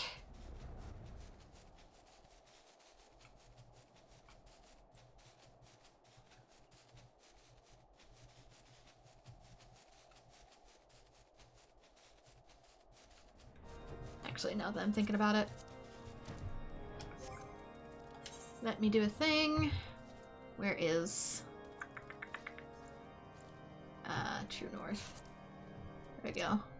Let's actually put that here. And then this can go... Since I don't know if it needs to be on a bar to actually be active. General. I can put that over there.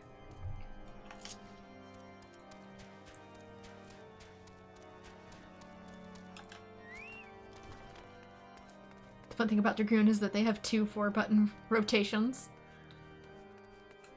Well, I know too, the damage over time Sakura flowers I do in a different combo, which is why it's over here.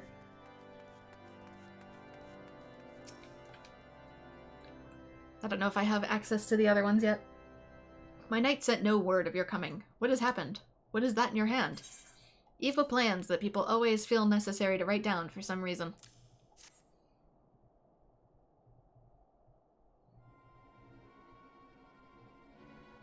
By the Fury? Those were veterans with years of service. And yet I took them out by myself. And now they lie dead in the snow. Their bodies must be recovered and... No, we have not the men to spare. Not now. Not while Iceheart prepares to summon an abomination. The heretics you dispatched of were not of sufficient number to be contend with the combined strength of the Temple Knights and the Crystal Braves. There must be others. And I'll wager they're on their way to Snowcloak as we speak. To make matters worse, it seems that the traitor you followed managed to pass the heretics something of value after all. The parchment you recovered is a timetable of the guardsmen's watches at their outpost in Snowcloak. The traitor was stationed there long before he aroused suspicions. Would that we had caught him sooner. With this information, the heretics would know when the watch was weakest. They could use their tunnels with impunity and prepare their ambush. The timetable has not changed, you see. Of course, it will be changed now, but the heretics may already be in position. House Duriander must send reinforcements, even if it means withdrawing knights from the Stone Vigil. I can see no other way to safeguard the lives of our allies.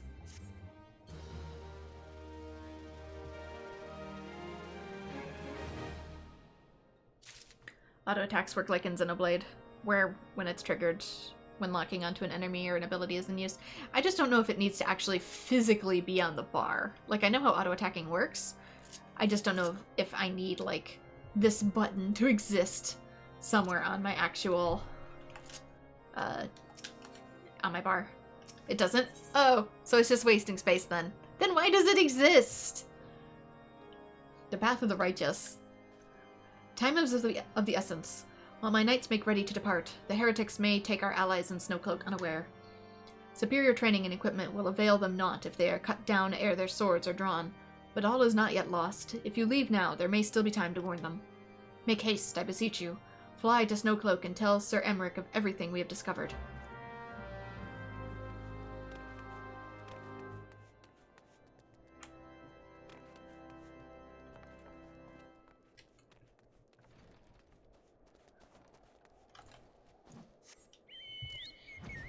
Like, I'm currently working on Arcanist in the background, and you need a button that activates your, what are they called? Off-global cooldowns? And it's like, why not just put a timer on the off-global cooldowns? Why assign it 2 buttons?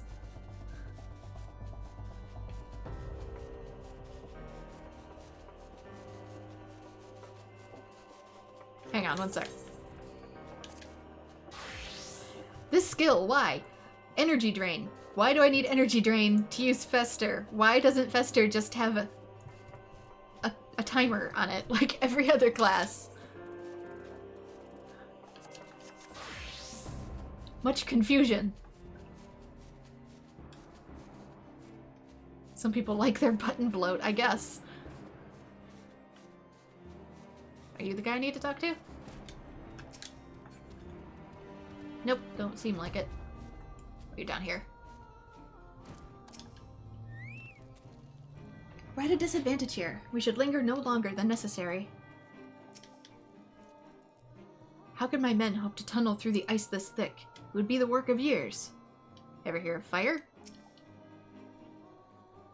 Ren, this is a welcome surprise, perhaps only one thus far. As you can see, we have yet to uncover any hidden... You have my gratitude. Truth be told, we suspected the heretics might be plotting such an attack. Now that we have confirmation, I shall place my knights on high alert. Has Commander Levalure been informed? The Braves must be made aware. Ah, so maybe this is where the dungeon comes into play. There's an icon for it on the map.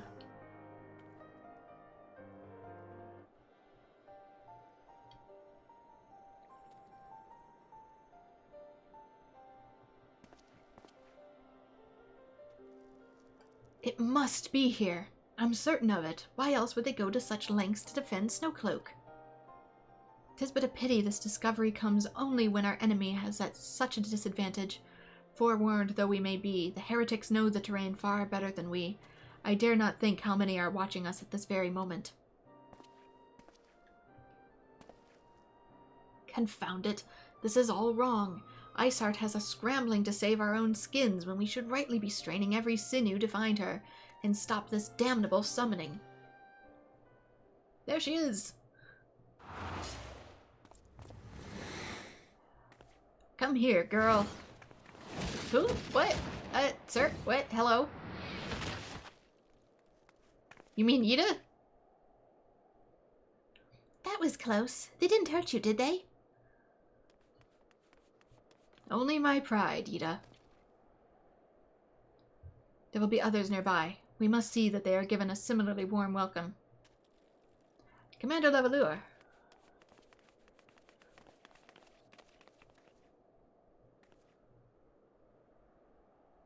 There has been a development, sir. Together with the Temple Knights, we have secured the entrances of some half-dozen tunnels after spotting the enemy breaking the surface. But that's not all, sir. We think that one of them may be important. Certainly the heretics near flung themselves upon our swords to defend it. Ah, just as suspected. Amongst this warren of tunnels lies the entrance to Iceheart's lair. Summon the others. We're going in. A moment, Alphino. The tunnel in question is barely wide enough for 2 men abreast. We cannot say with any certainty where it leads, much less what is waiting for us there. Then I guess you're coming with me because you're guaranteed to fit.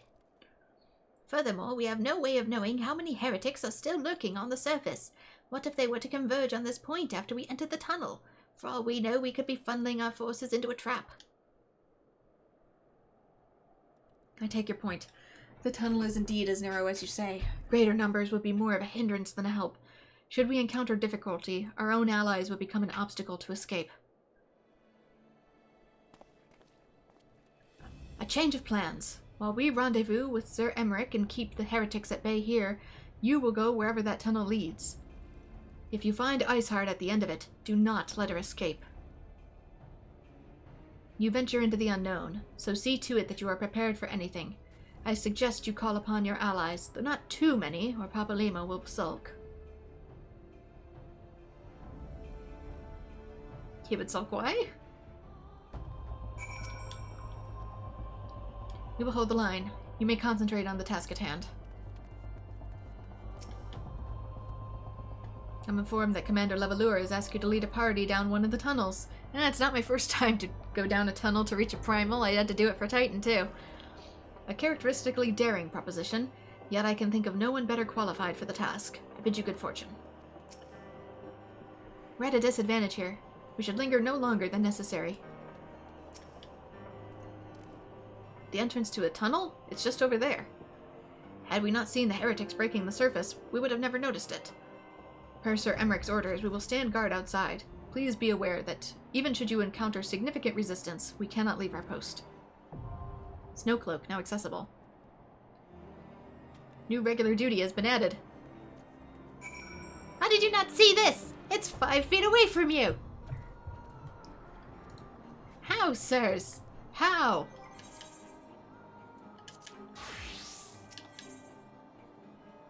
Oh, I can go in with NPCs. That's right. I forget that's an option. I'm gonna go in with NPCs just to start, so I can explore proper.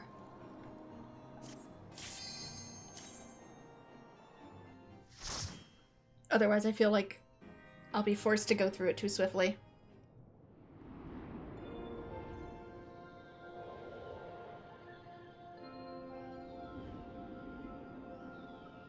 It's pretty in here. I have no idea how this doesn't collapse, but...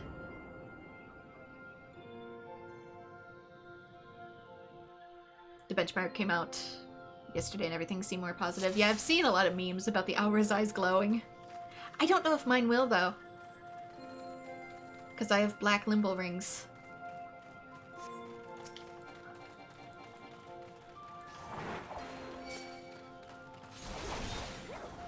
Okay, I gotta remember too, not to go too crazy when I'm with NPCs. Oh right, I also need to... I'm not used to being...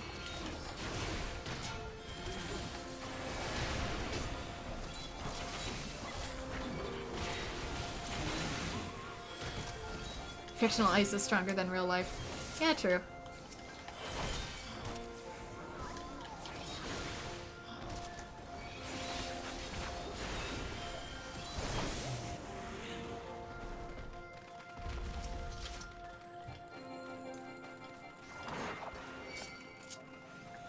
And for anybody new who's wondering how the heck I have a paladin weapon that's also glowing, yeah, I did those damn book quests twice. Yeah, not doing that again.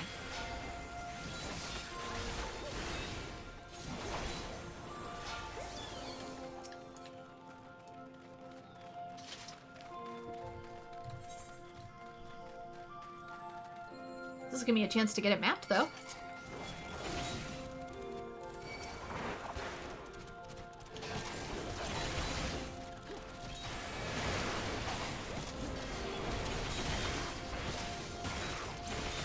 Healer, please.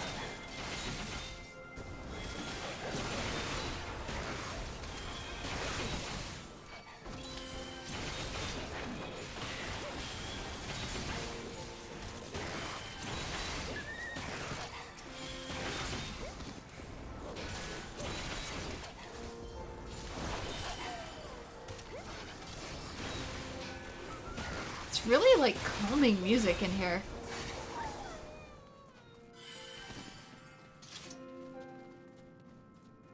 Also, I feel like this heat would eventually melt this cavern. That's a thing when the ice tunnels form where I'm at, too. We do have ice caves that occasionally form and that it is possible to explore, but even people's body heat starts to melt them, which is why you can't stay in them very long. So having actual fire inside the Bigloo would be a disaster.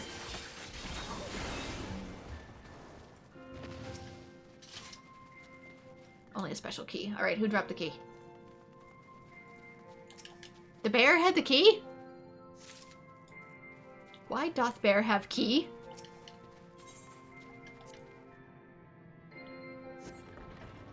Icehomes do often have chill music, but this doesn't feel like a chill scenario. Ooh, we have a blue one. I haven't seen one of you since, like, Final Fantasy II.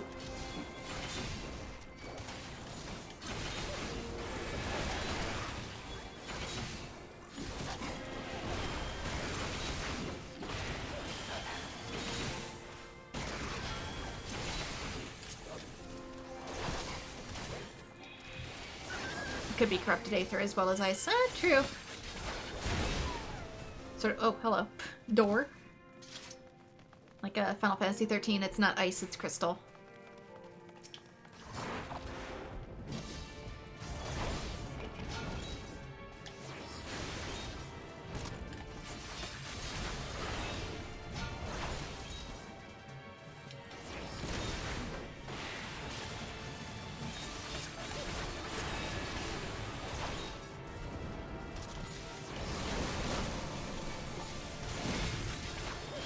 Ice Golem.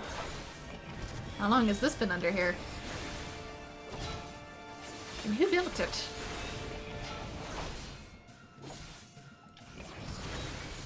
Is it like the normal Earth Golems, except it's made out of ice instead? Okay, that area's not still blue, it just the light stays for a while.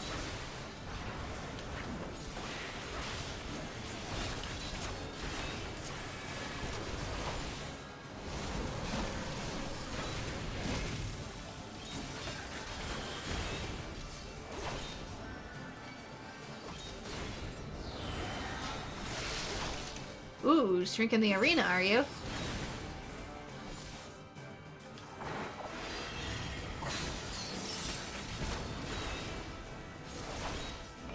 I do have some sort of stack. One ice stack of something.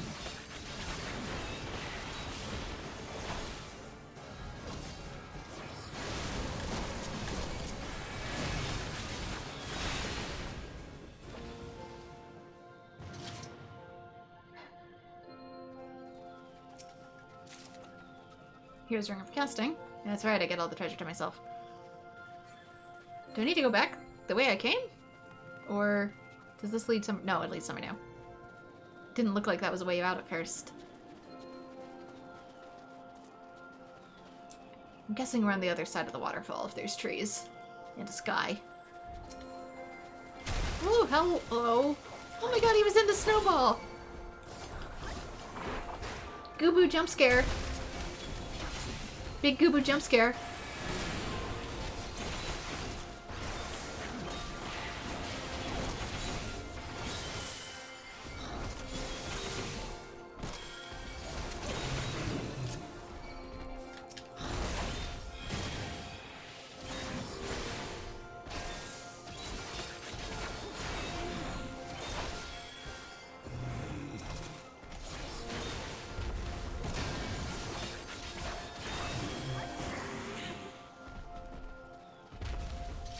Anything over here? Nope.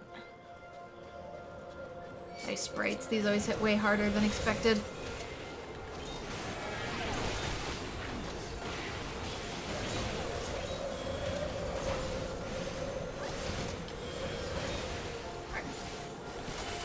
Been an actual blizzard in here.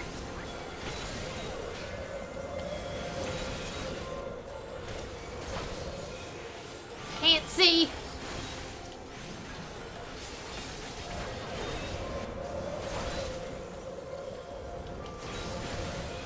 Yeah, this is what blizzards here are like, too. This is actually light compared to some of our blizzards. The visibility just goes down to absolute nothing. I wonder if standing in it causes something. Can I get him to lead over here? Where the ice is not?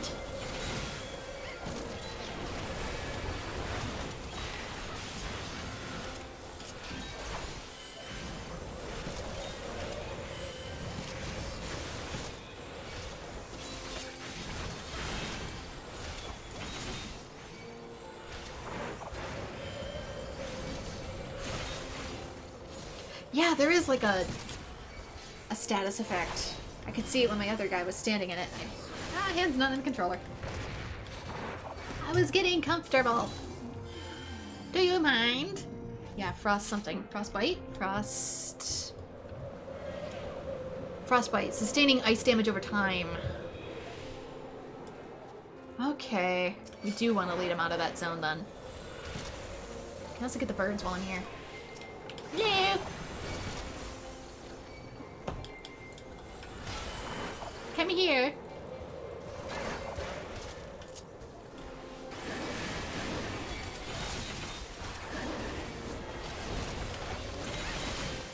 Go.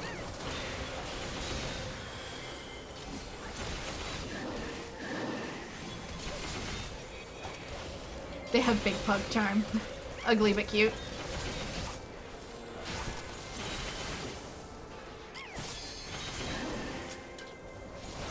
I mean, that's kind of also why I have the dodo pet, too. Big round gremlin energy. No thoughts, head empty. Oh, speaking of.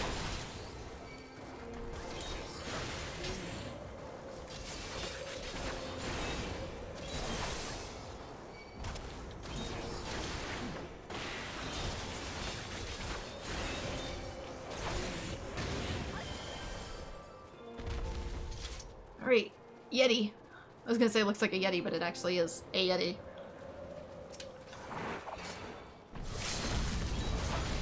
Who's using the limit break?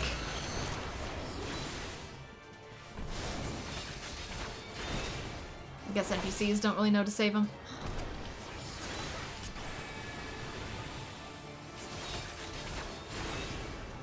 Where's my... It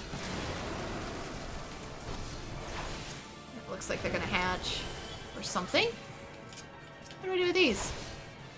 Oh. Whoa! I get yeeted! So that's what happens. Okay. I'll keep that in mind.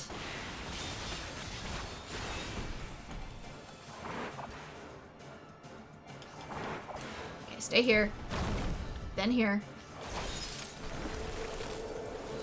Then shield because I don't know what's happening. Assuming that was a get away from everyone move. Ramu does that in hard mode too. Okay, snowballs. Prepare to run the opposite direction. They're already running. Yeah. Okay, well, it still throws me, but not quite as violently. We take those.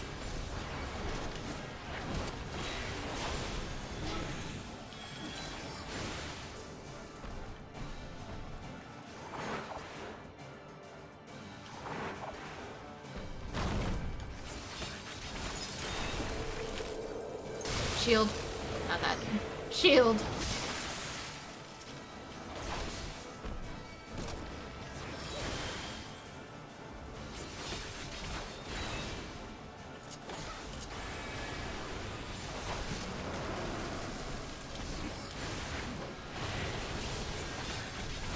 Probably get them before these go. Yeah. He has a bunny tail.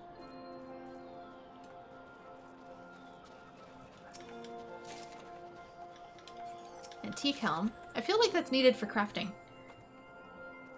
More than it is an actual thing you wear. Yeah, it is. Well, too old and dented. I could have sworn I saw that in my crafting log for some stuff. Are these tiny or am I tripping? Why are these so much smaller? I've never seen him do that before.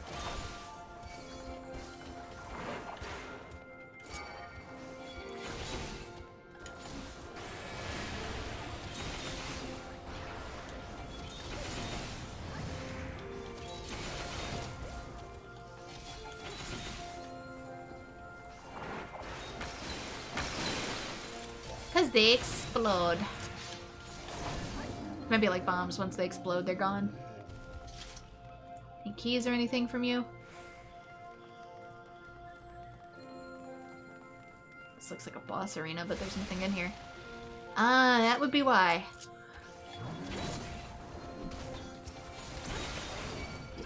It's the ambush zone.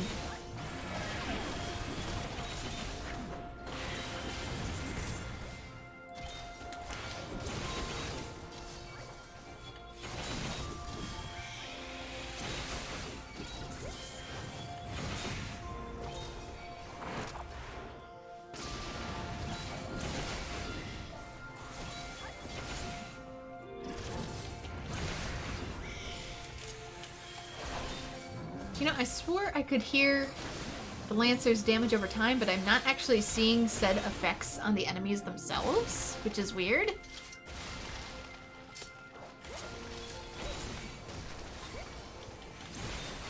I thought I heard one more there. They are. I'm like, I heard 3 crashes. Alright, what's with the ice chunk? Oh no, not my thermaturge! I've lost my thermaturge. Thaumaturge, I know. I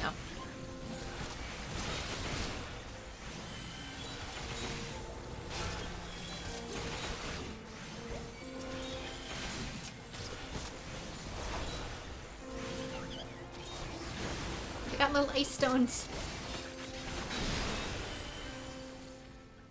It doesn't end!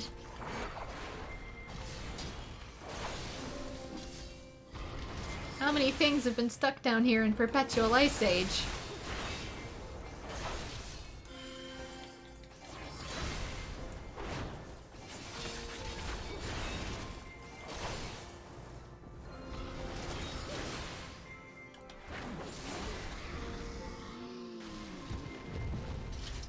Oh, wait. Let's not stand in the ice. Any treasure in here? I feel like there would be treasure in this room, but I don't see any.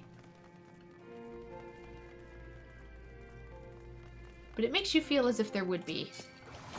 Alright, we're finally starting to find some dragons. You're a mage. What? Are you... I told you that's what I meant! They have like a human form or something. Either they're turning themselves... Humans are turning themselves into dragons, or dragons can polymorph into humans, and I'm not sure which it is.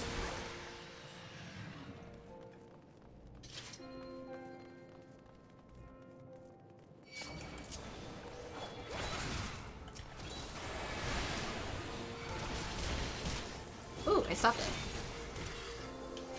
So you can put a halt to it. Of course, now it's going charging again. There's only so many times I can stun this man.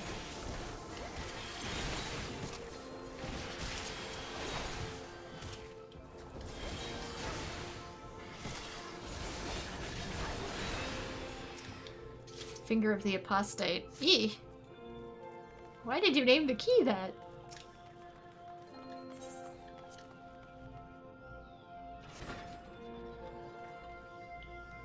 Well, yeah, elves, not humans, but same idea.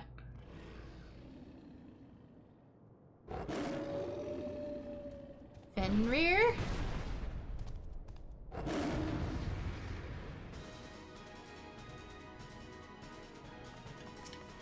Oh, it literally is. Okay. I know my character design well.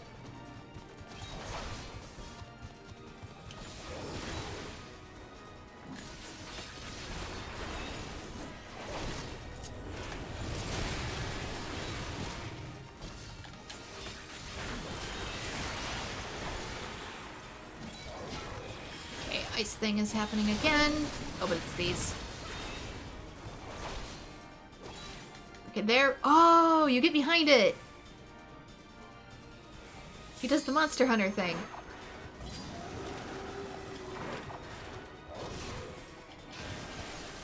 I was not fast enough. It's entirely my fault. Can White Mage not free me?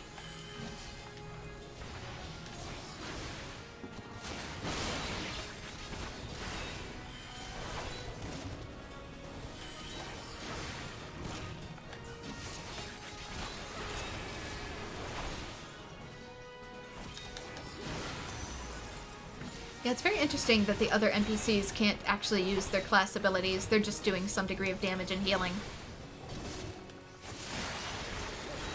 Even though they actually make the sounds as if they're doing the combos. Oh, they're breaking. Oh, going for this one. I'm gonna huddle with you guys.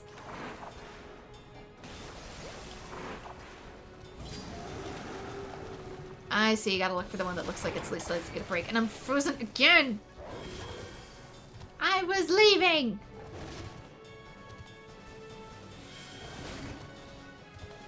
Yeah, at least they can cure me while I'm frozen.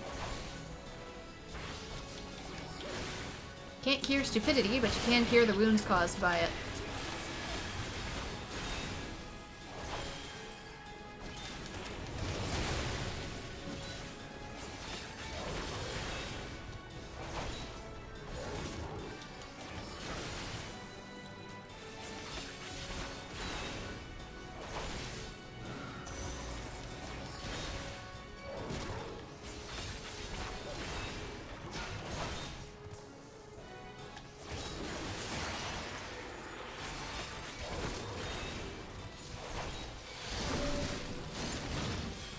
This one is the blue one.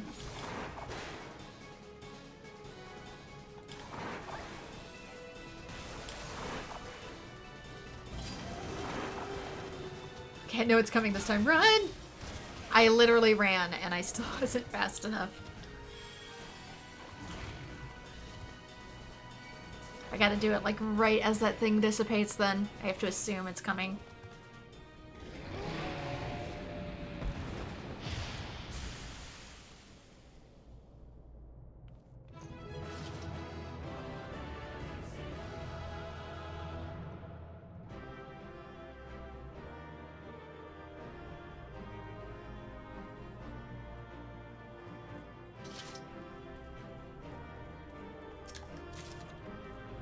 Here's Necklace of Casting. I'm getting all casting gear. Hey, before we go, that's usually what a summon stone looks like. They're at all the other locations.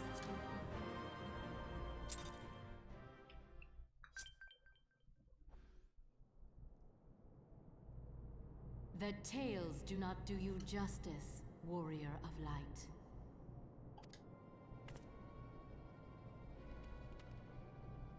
Yes, I know who you are, and you know who I am.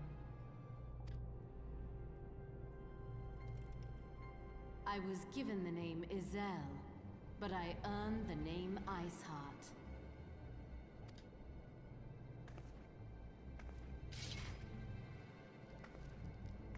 This endless cycle of hatred, of bloodshed, of sorrow. You would see it continue, O noble warrior of light. I would not. I will not. I will bring an end to this war between dragon and man, no matter the cost. In time, you will come to understand that what we do for the greater good.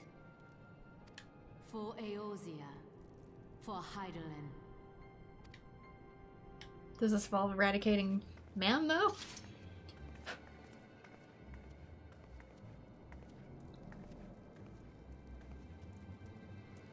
It'll be pronounced differently later, so don't worry about it. Oh, jeez.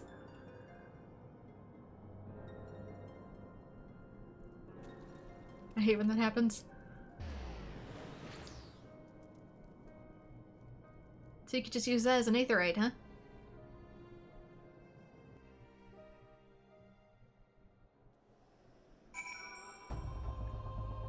I'm back. Y'all miss me?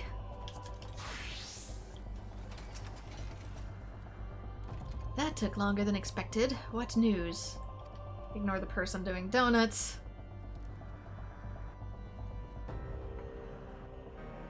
So Iceheart is but a pseudonym, not that it matters. That she managed to escape is regrettable, but from your description of that beast, you did well to come as close as you did. In any case, now that we have cleared a path, the Temple Knights can begin to survey the tunnels in earnest. Mayhap they will even find a route past the ice wall. Wouldn't that do wonders for the fight against the heretics? The Crystal Braves would certainly share the credit for it too. 12 be praised. We may yet turn this situation to our advantage. Assuming we stop Iceheart before she summons Shiva, of course. Needless to say, our fellow Scions have not been idle. Minfilia and Urianger have also been busy perusing the archives of House Fortemps, gathering what information they can get on Shiva. Which reminds me, if you were intending to trudge back to Camp Dragonhead to report the day's events, don't. The antecedent should be here any minute. I can only assume some people enjoy subjecting themselves to this cold. Hey, she's actually leaving and doing something. For the greater good.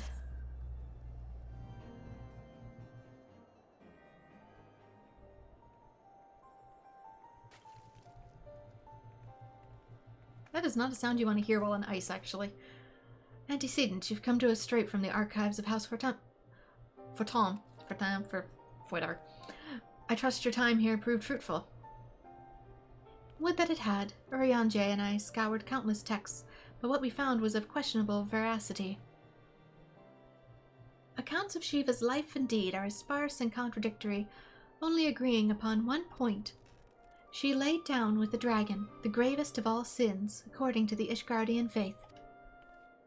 Yet in the eyes of Iceheart's followers, this was a holy act, the blessed union of man and dragon. How such a thing could even be possible is quite another question. Like I said, they polymorph. Suffice it to say, I very much doubt that we will find a useful answer in the archives of House Fortemps. Much knowledge has been lost over the centuries, though in this case, one wonders if it is by circumstance or design. You said that Iceheart took a moment to plead her case prior to escaping, did you not? Look, man, it's Pride Month. I'm not going to shame who lies with who. Viewed without prejudice, most would agree that bringing an end to an endless war serves the greater good. I think Sir Emmerich might take issue with her methods.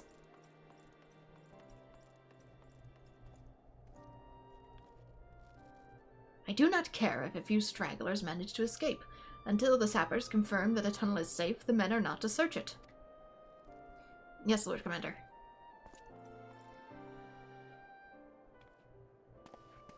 I mean, because as is, it just kind of comes off as the Ishgardians being prudes. You pursue your foes with less zeal than I expected, Sir Emmerich. Lest you misunderstand, I do not deny that our enemy has given us good reason to be prudent. I merely meant, you being a man of faith, that I had expected a certain single-mindedness. After all, was it not by the will of Halone that your ancestors came to this land? Why they took up arms against the Dravinians? What would they have done in your position, I wonder? There are those who believe that faith is a reincarnation of free will, that unquestioning devotion is required for all those who would leave a life in service to the Fury. Reunification, excuse me. Such righteous fervor may well serve a knight on the front line, less so a leader of men. We are all at liberty to interpret the scriptures as we will. I choose to believe that the Fury would value their lives of her followers over their deaths of her enemies. But I would not presume to speak for the Knights of Eld. 'Twas a different day, nay, a different era, and scripture tells us only so much. Would that it told us more.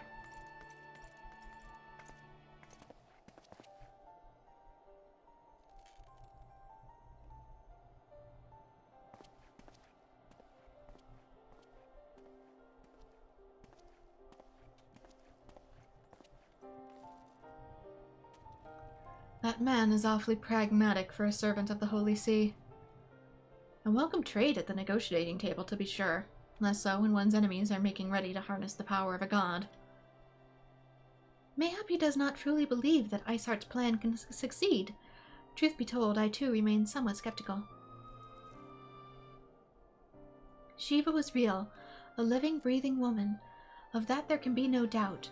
In this respect, she differs from every other figure to have been summoned, each of whom was worshipped as a god.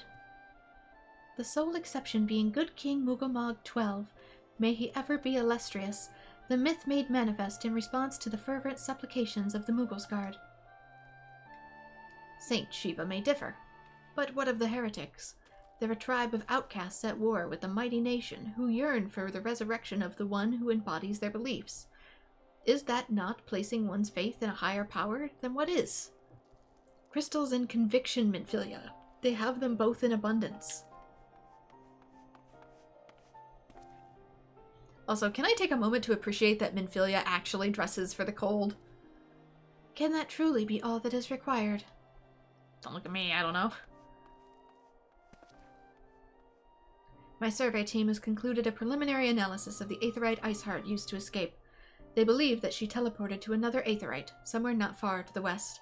It could be the case, too, that these are already primals from history, but just because we've forgotten them doesn't mean that they were primals in the past. Weren't primals in the past.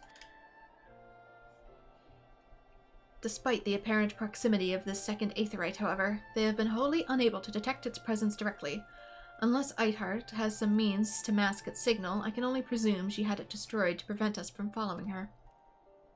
Without the means to teleport as she did, we have no choice but to search for an alternative route, most likely a tunnel, assuming one exists. Let us not give up on teleportation just yet. One of our colleagues in Charlian may be able to assist us. I pray you are right. I dare not think how long it will take us to survey the entire tunnel system.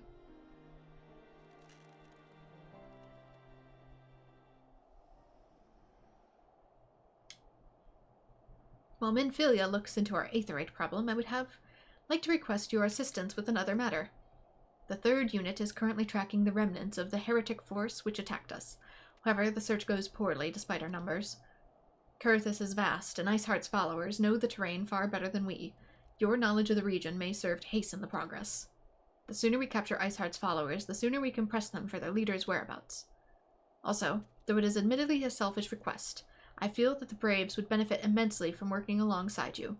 While we have our share of veterans, we also have far more than a few less experienced recruits, many of whom look up to you in case you were not aware.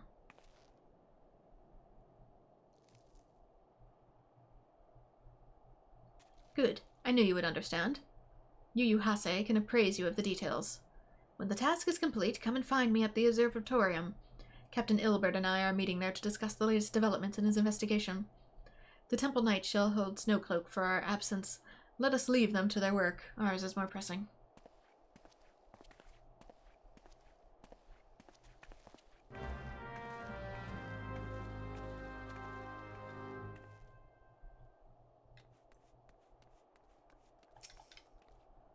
There you are. Commander Levelure instructed me to wait for you. Your assistance is most welcome, believe me. Most of the Third hail from Ul'dah. For a man accustomed to the feel of sand beneath his boots, the crunch of snow can be rather disconcerting. But the matter at hand, nary a moment ago I received word that the heretics we seek have been spotted making for Danefin Pass. My braves are already in pursuit, and I should be grateful that you would join them. I myself shall be taking part in the hunt. Never let it be said that I do not earn my coin. Yeah, we used to have people that came up to visit from Texas, and they would be like, even in the middle of summer on a 70-degree day, they'd be like, oh my god, it's freezing cold, I need a coat. It's like, are you kidding? This is warm for us. They're 80 degrees, it's freezing!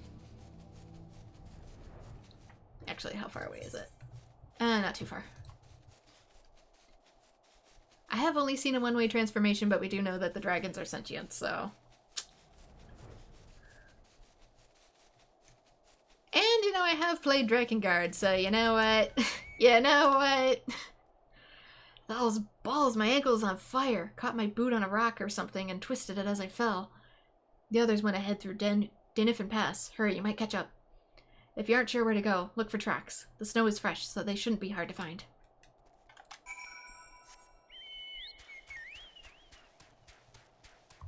Which is where? Oh, that's this way. About face.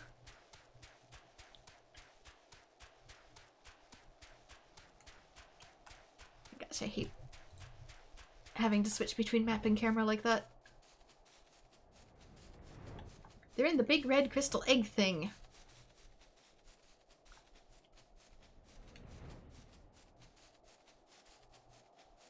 This.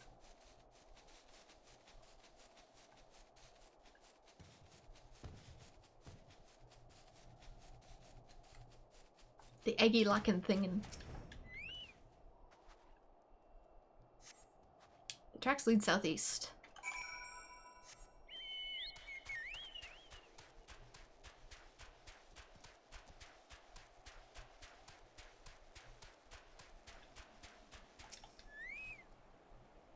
Scion, what are you doing here? The heretics? I'm not sure. There was a great scaled beast and... You, Hase? I think he was east on his own. The heretics split up, so we did too.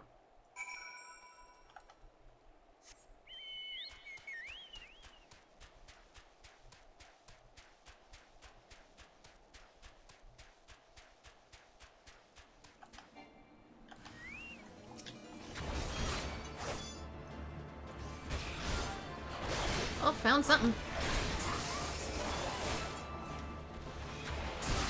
Oh, that was a mage.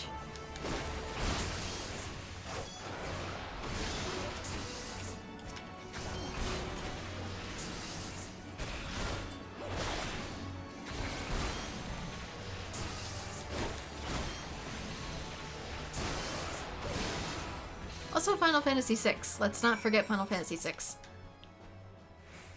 How embarrassing. I was so intent on following the heretics' tracks that I almost failed to notice that they had doubled back. Almost, mind you. One tried to sneak up behind me and got a knife in the gut for his troubles. I thought myself alone, so I started searching the dead man's knapsack for anything of interest, and lo and behold, before his friends found me, I came upon this. A note. Withdraw in groups of 3 or less to the observatorium. Give the signal and wait. The merchant will be waiting. Be late and be left for dead. Speaks for itself, does it not? They can't possibly mean to rendezvous inside the place, so we should restrict our search to the surrounding areas. Let me rephrase that for you. You should restrict your search to the wilderness around the observatorium.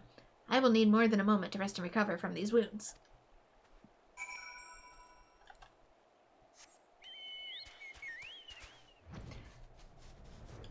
Something I'll need to learn about Final Fantasy XIV is the dragons are super weird. Like I said, I've been through Drakengard. I'll be fine.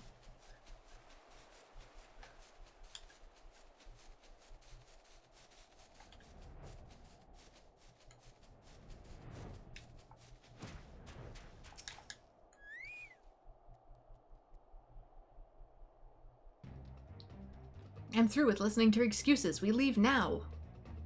How? The woods are crawling with those blue coats, and the knights are searching every wagon that passes through the gates.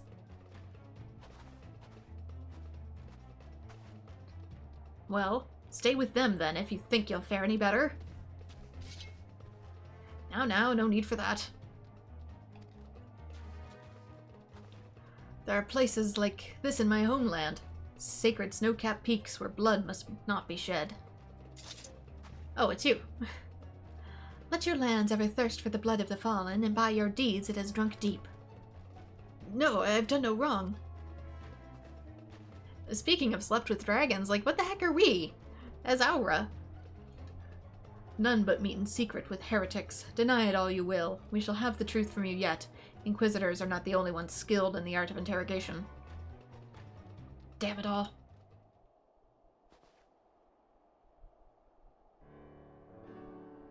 Fancy meeting you here. I presume your work with the Third brought you hither? What a tangled web. Lest you wonder, we came not for the heretics, but for the merchant who has been conspiring with them. He came for our attention during the course of our investigation to the Ivy. It beggars belief, I know, but it seems our favorite Garlean spy may have been providing assistance to Iceheart. Were it not for the efforts of Lady Yugiri and her shinobi, we might never have discovered this connection. Master Alphino is too kind. I fear my people and I have done little to aid your search for the spy. We long to strike back against the Empire and weaken their influence in this land, to prevent the tragedy which befell Doma from reoccurring. The days ahead and the work they promise will require a very particular set of skills which I am fortunate enough to possess. If you will allow it, I will accompany you until the investigation is complete.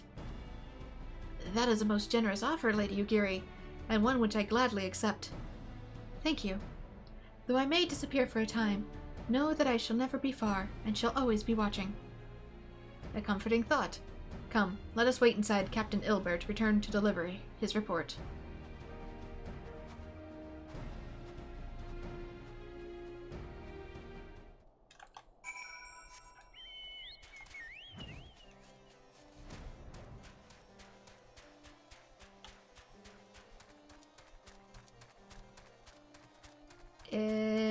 Which house is it? Oh no. Hello? Oh, he's here. I looked in the wrong spot.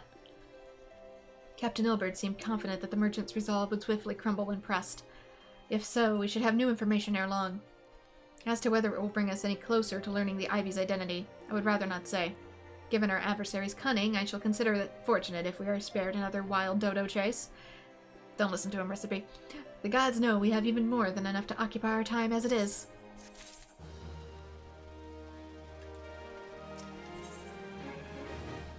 Tendrils of intrigue.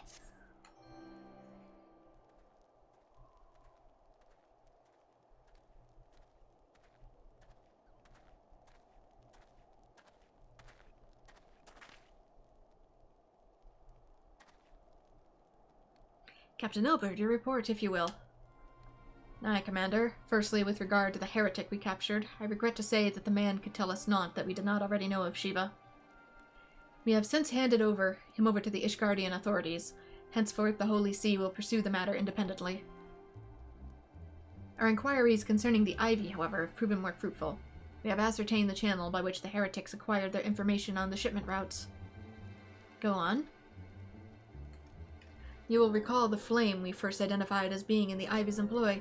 From him, we were able to trace a trail of conspirators, each taking us closer to his master. Alas, the trail came to an abrupt end.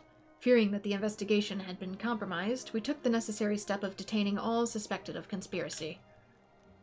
There were 5 on our list, including a flame stationed at Revenant's Toll. The man's primary duty was to keep an inventory of donations from abroad, the particulars of which we would share with benefactors, simply ensuring that needs did not go unfulfilled. By virtue of his role, he was privy to the details of all shipments bound for the settlements. Needless to say, that included those originating from House Fortemps. He knew the precise route the caravan would take, and he sold that information to a merchant. I think I can guess which one. None other. With a little encouragement, he soon confessed to knowingly aiding and abetting the heretics. Well, that is one mystery solved, at least. But what of the Ivy? Are we any closer to prying off his mask? I dare say we are, Commander. Our relentless pursuit has found him to commit a grave error. In a desperate bid to cover his tracks, the Ivy resorted to exercising certain administrative powers available only to high-ranking members of the Immortal Flames. If you consider that our investigation is known to barely by a handful of them, the field of suspects is greatly narrowed. You mean to say that the agent is among Rambaun's innermost circle? Someone who has been with him since the Immortal Flames' establishment? 'Tis the most plausible explanation. The infiltration likely occurred during the company's founding, with the groundwork for the act being laid beforehand. To slip into a position of authority unremarked, and to remain above suspicion all these years. Aye, I too was surprised, though I really should not have been. Of the 3 grand companies, Ul'dah was ever the most vulnerable to infiltration. Both Limsa and Gridania had long-standing army forces that lent themselves well to the formation of the Maelstrom and the Order of the Twin Adder. To all intents and purposes, it was the same people, loyal ones, mind, under the same leadership. Only the banner was different. Not so the Flames. Ul'dah's military was made up of disparate orders, most of which were glorified mercenary companies that answered only to their own paymasters. Yeah, you were one of them, weren't you? Hardly an ideal environment to which was established something as high-minded as a grand company. The difficulties Ralban faced when founding the Immortal Flames are well known.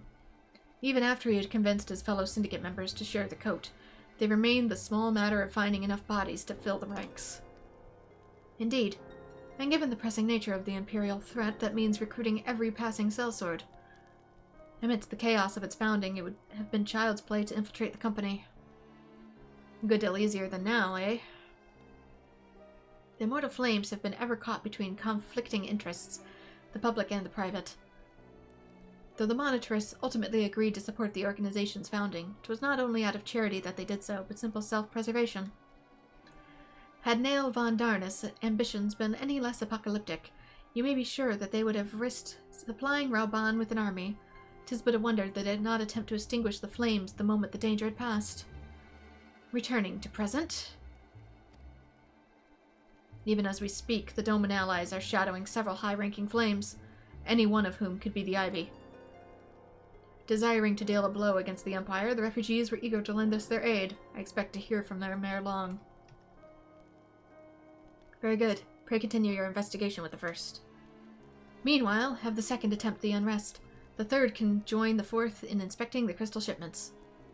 If they notice anything unusual, I want to know about it. If Shiva is summoned in a like manner to the other primals, the heretics will be looking for further supplies. Understood, Commander.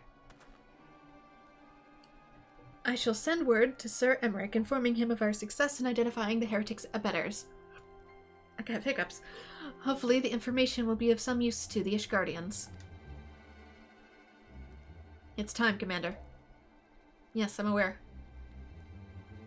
An emergency council of the Alliance leadership has been called. There have been developments in Garlemald, it would seem. As commander of the Crystal Braves, my presence has been requested. I would have you accompany me, as the realm's stoutest champion. 'Tis only meet that you be present for the discussion. Oh, and the antecedent has already given her consent, lest you worry.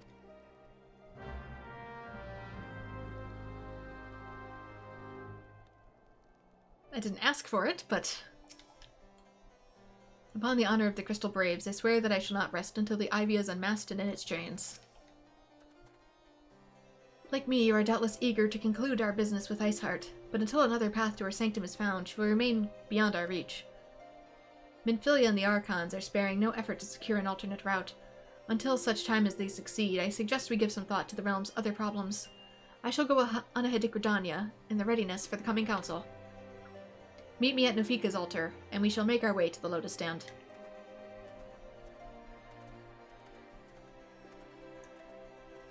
Yeah, that's another thing I forgot about. The Fall Guys event is going on. I hope I have enough time to complete it if I do another video this week. Goes to the 10th, right? I totally forgot about that. I mentioned it at the beginning, and then whoosh, away it went.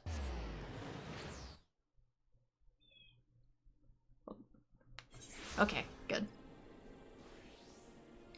Ulda. Yes. Oh, Ulda. It's this way. Is it the Conjurer's Guild?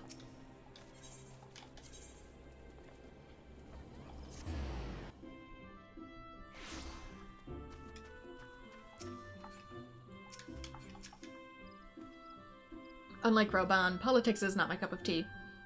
You sure? 'Cause you seem constantly in it. While you and the commander attend the council, I will attend to some business of my own. What business? My thanks for coming. When you are ready, speak to the conjurer yonder. She will show us to the Lotus Stand.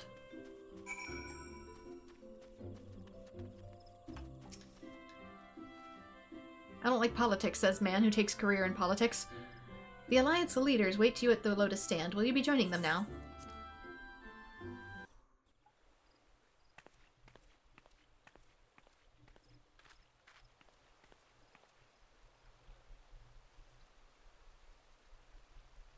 Change has come to the Garlean Empire, and we must discuss the implications.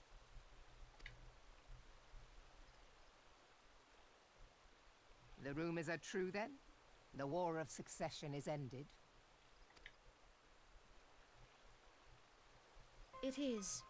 A new emperor reigns in Garlemald. Because we killed the last one. Who? Why are you all so surprised? Of course they would have an ascension of who's to next takes the throne if they're a monarchy.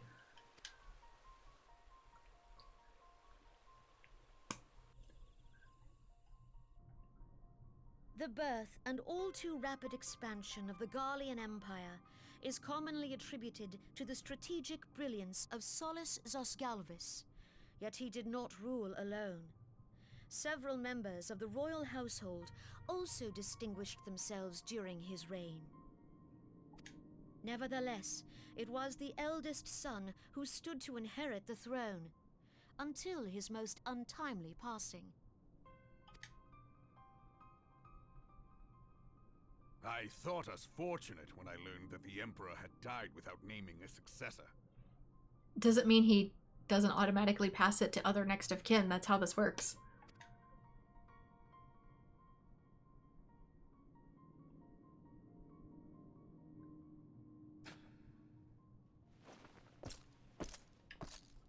Would that the Garlean Empire had died with him. Doesn't typically, honey.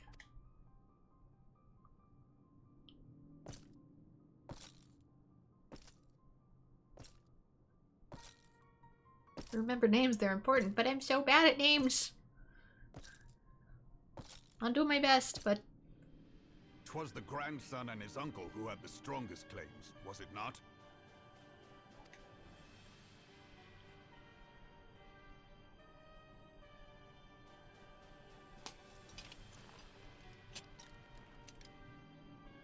Indeed, yet claims count for little without the power to assert them.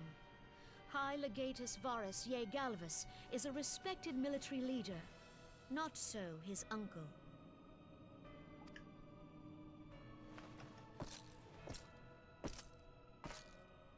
So young Varus has torn the crown from his uncle's grasp and taken his place at the head of the Empire.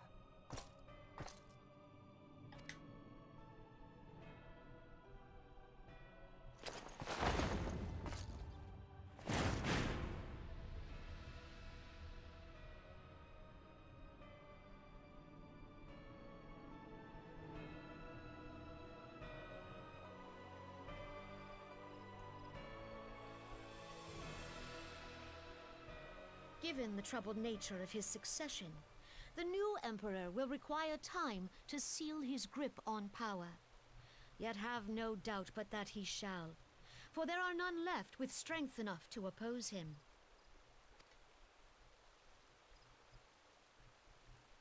Since the success of Operation Archon, the remnants of the 14th Legion and the forces occupying Alamigo have done naught but fortify their positions.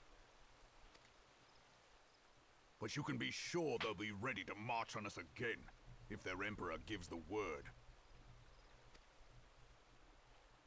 When, not if.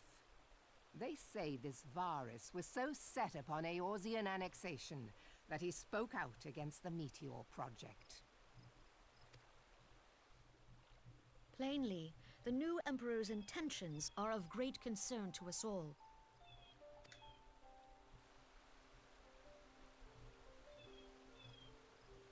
I propose that we set aside the Cartano dispute for the present, and discuss what measures the Alliance might take to prepare for a resumption of hostilities with Garlemald. Moreover, I move that we re-examine the question of how our former allies in Ishgard might be persuaded to retake their place at our side. Could Eorzea but stand as one, 'twould deal a grave blow to our enemies' ambitions.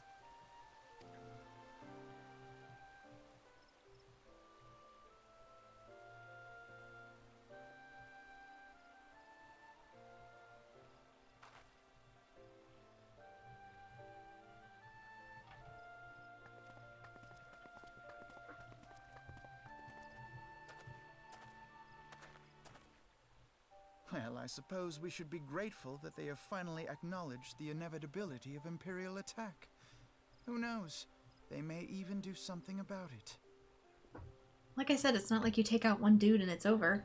So Solus was the previous king and the founder. Varius is the new king. If only the leaders of Ishgard would follow their example and stop hiding behind their gates, praying for the coming storm to pass them by. But that is a discussion for another time. At present, I am more concerned by the fact that the Alliance's mooted preparations will be made known to the Garleans many moons before their coming. So long as the ivy eludes our grasp, no secret is safe.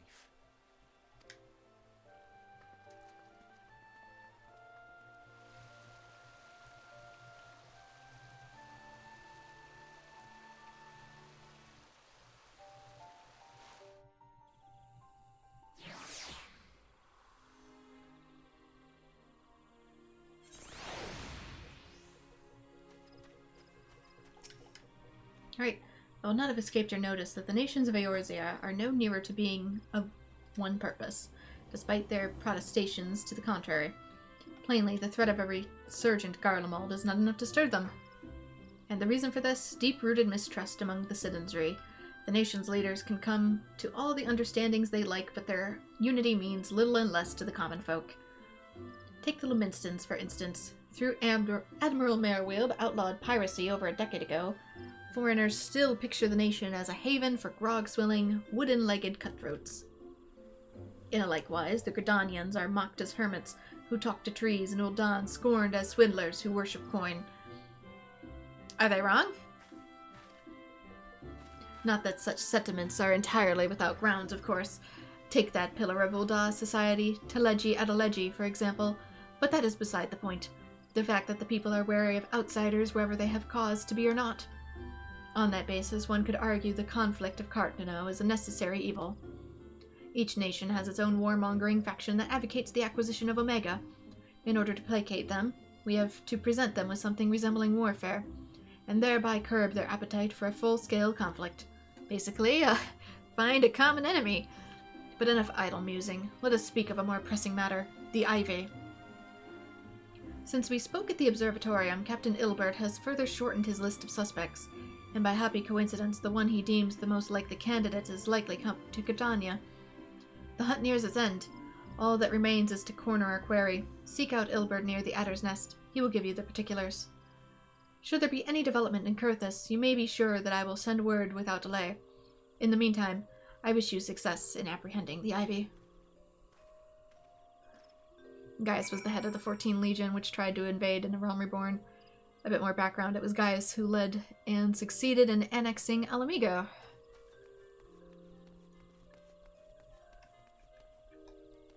Well, I kind of figured the other ones seemed like they were still in Garlemald. Let's just head this way.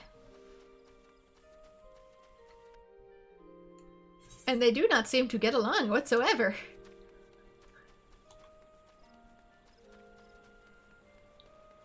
Wait, what mission is this? Oh, great. Judgment bolts and lightning, very, very frightening. Well, if it isn't the Slayer of Ramu, come to see me in the flesh. How fortunate that you should happen by. I was in fact on the verge of sending a runner to track you down. We've had some troubling news from the Sylphs of Little Solus. It appears that the Lord of Levin walks the Twelveswood yet again. From what I understand, the Elder Seedseer's explanation, your last encounter with the Primal was a relatively peaceful affair. There was a battle, aye, but one for which Ramu did not begrudge your victory. Why then has he returned to the forest? 'Tis you, Bren, whom fate has chosen to uncover the answer to that question. It seems that Phrixio, the Sylph Elder, would discuss the matter with you personally. Speak with Delexia in Little Solstice, and she will announce your arrival to the leader. Oh, and I would also consider it a favor if you could pass aught to learn to the Scions. As I understand it, the Archon Urianger has a keen scholar in the field of all matters primal. Pray make your final report to him. It's probably the extreme for Ramu. My thanks for coming, Scion. Doubtless the commander has informed you, but we have unmasked the Ivy. From this point on, we must proceed with extreme caution. I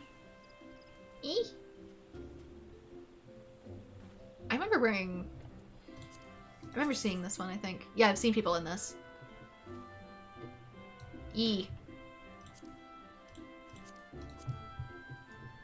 Just trying them on. A little frou-frou for my taste. I actually like this one better.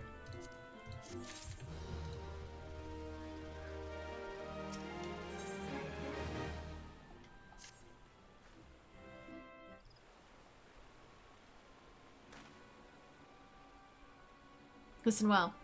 The spy we've been seeking all this time is none other than Flame Marshal Elaine Royale, Raban's second in command. The lady with the pink hair.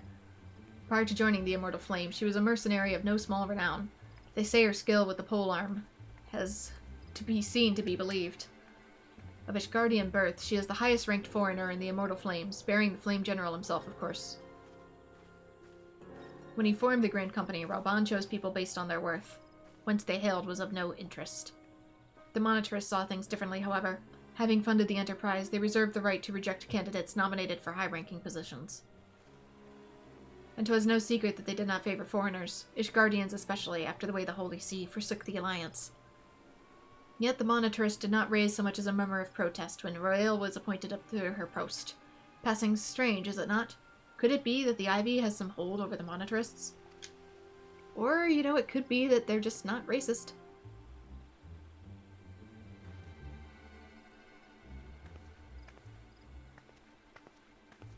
Not everyone sucks, man. These revelations are secondary to your current mission. Of foremost interest to us is Royale's presence here now. As you may be aware, it is the duty of the Flame Marshal to command the Immortal Flames in the absence of the Flame General. While Rauban attended the Council of the Alliance leaders, she should have remained in the Hall of Flames. The woman has no business being in Gridania, yet here she is nonetheless. On some pretense. She's up to something, mark my words. Even as we speak, I have a dozen men patrolling the Flames records for evidence of Royale's guilt, but if we can catch her red-handed, we should have all the proof we need. Which brings me to the plan. I have people watching the city gates, the airship landing and the docks, every point of egress. She cannot leave without our knowledge. All that remains is to shadow her until she betrays her true purpose. Can I rely on your eyes, Scion?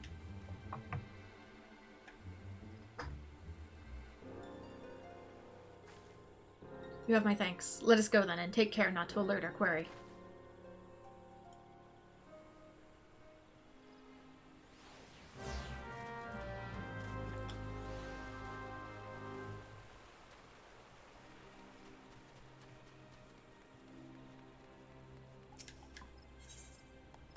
That's Gunbreaker. Okay. Just checking quests. Royale is headed to the direction of the Blue Badge Gate. Watch me, Scion. I can't! It's crowded in here today!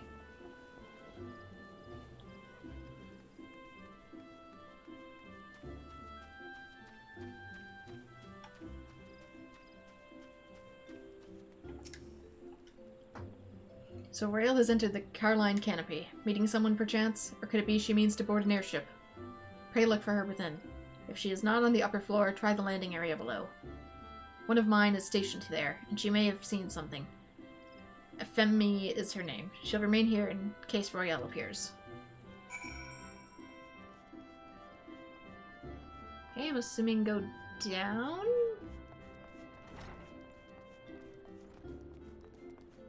Yeah, there we go.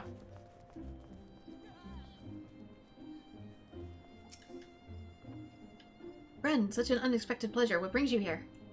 A social visit, you say? How pleasant. No, she didn't come this way. I've noticed every passenger, and none bore any resemblance. Well, don't let me keep you!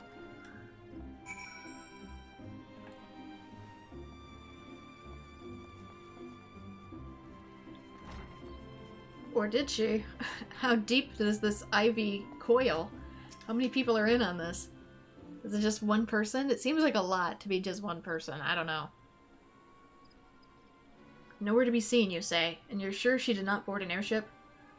She did not come back out either. Where in the seven hells should she have gone? The roost. How could I forget?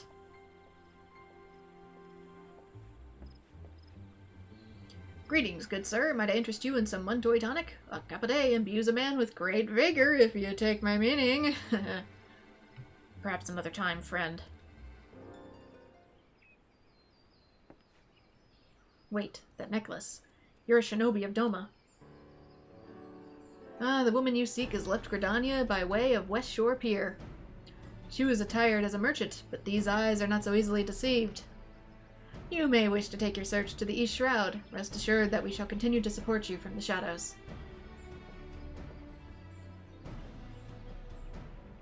Thank the 12 for Domans. Were it not for their unique talents, Royale would have disappeared without a trace. Okay, let's take a look at these ones really quick. Maybe. It's like the other one, but a different color scheme. What's it for? It's for... Bard. Not really, no.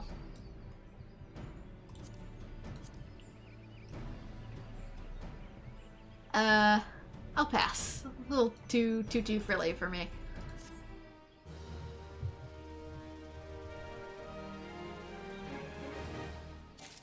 And my poor tail looks like it's stuck. The flagrant delicito.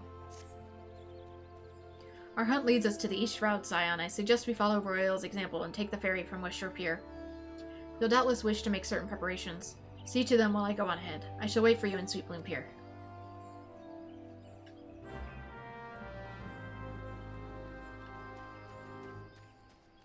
Which is where? Okay, that's at the East Shroud, but first I need to go to the marketplace because my inventory is full.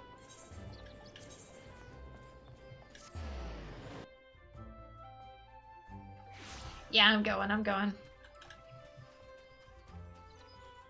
only just noticed. I really wish that was bigger. First things first. No duplicate items, huh? Shark fin soup.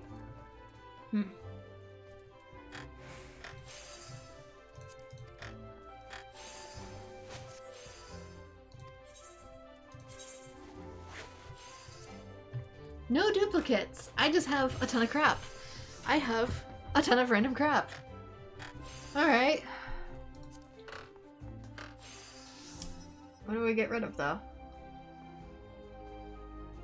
Damn it. We can eat some of this. I can sell this. I can eat some of the other stuff, but...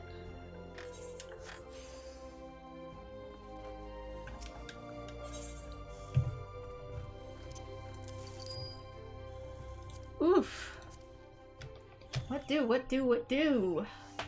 Oh, we have too much crap. We have too much random crap in the inventory. It is being cluttered. We can get rid of bronze rings, molybdenum rings, copper ingot, cobalt plate, ragstone, siltstone. What's this? Wheat flour. You know, honest to God, I don't use most of this fishing stuff. The lures that I have work just fine. Thank you very much.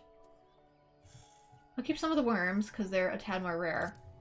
But the rest I can honestly buy back on the cheap.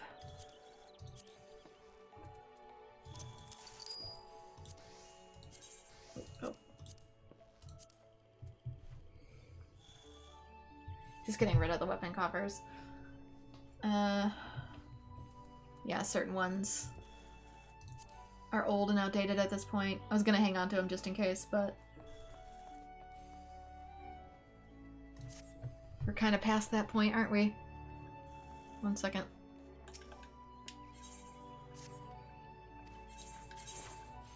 There was one, actually.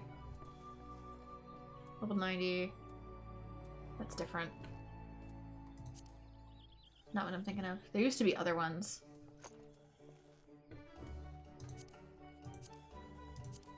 They're like, oh, we'll give you a weapon based off of the level that you're at. Yeah, these are tire coffers, not weapon coffers. In case for some reason you lose your current outfit, which I might hang on to those. I could have sworn, do I have regular weapon coffers anymore? I don't think I do. No, I don't. I don't. So I'm not too concerned there.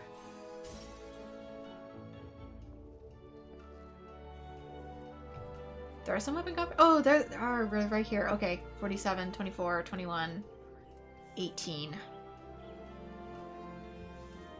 Yeah. You say that, but really quickly.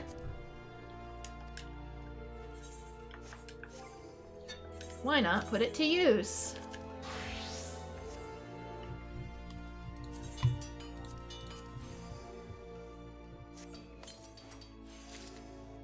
But,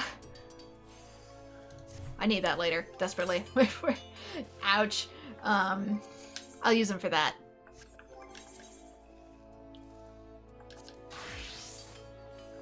Anyway, I got a boat to catch. Where is it? Sweet Bloom Pier is up by the Lancers Guild.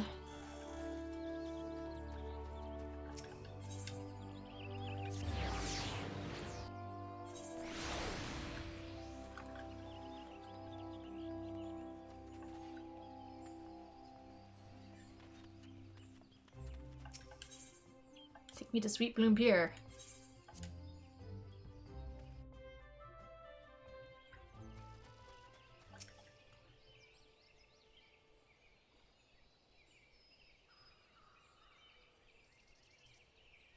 This way, my friends.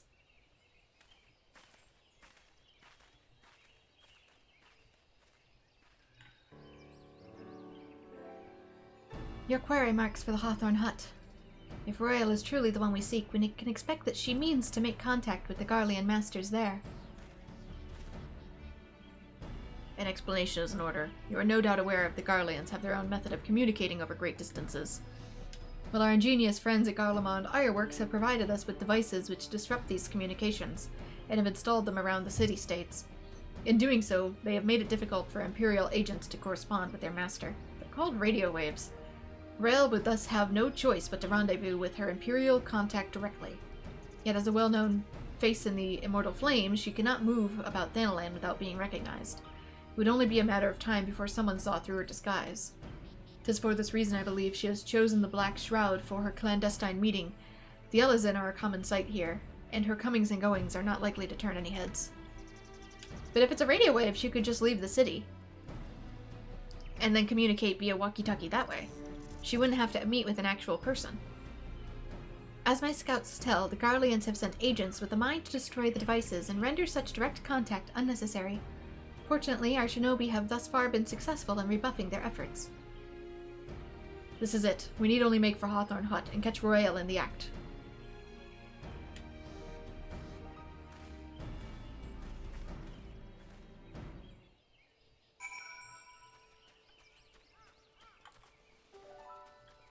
That's actually closer to the crystal.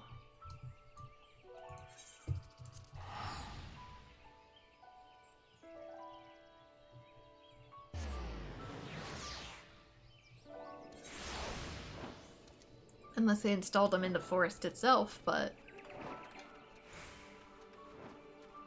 there kind of comes a point too where it's like, why disrupt their communications entirely while also making it hard for ourselves when we could use that tech to our advantage? Also, you'd think the forest would hate it. If Royal was here, she is no more. We have no choice but to continue our pursuit. My people report that our quarry has departed for the Bramble Patch. The ivy returned to the gnarls when she came, but perhaps it is all for the better. To convict someone of her standing, we will require damning evidence against her. What could be better than to catch her in the act when she meets with the Garlean masters? My countrymen and I shall lie in wait in the shadows. Tread warily, my friends.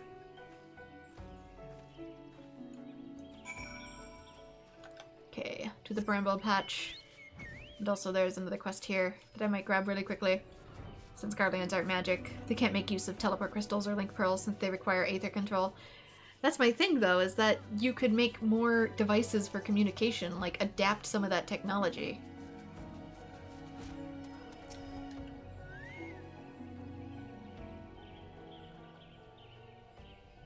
Walking One is here. Here. Has Walking One heard of Lord Remu's return? This one does not need to explain. Walking One should wait here while this one fetches Elder One.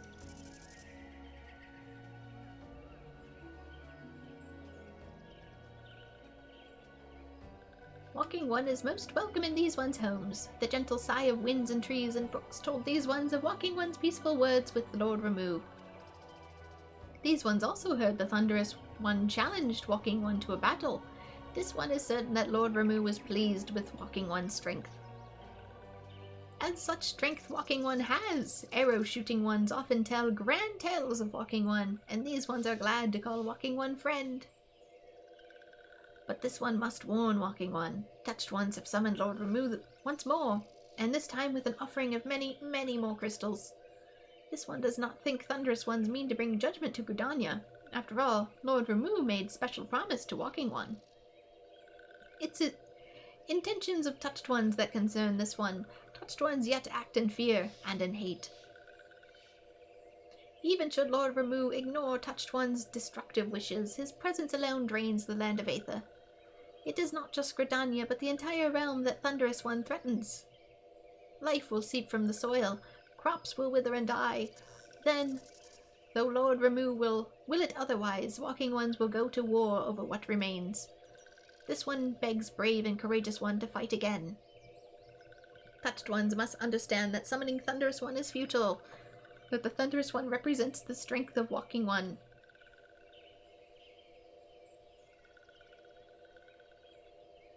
Thank you. This one knew Walking One would do right thing. Walking One knows how to visit the striking tree, touch the aetherite found in the domain of Touched Ones, and Walking One will soon be face to beard with Lord Remove. Those ones will listen to the Forest Voices for news of Walking One's victory.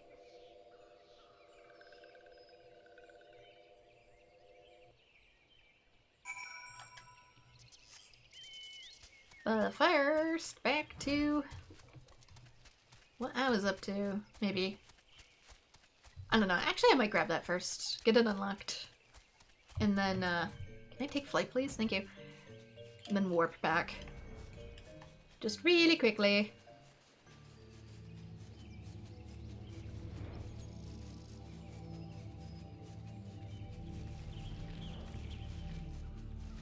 Get it out of the way so I don't have to worry about it.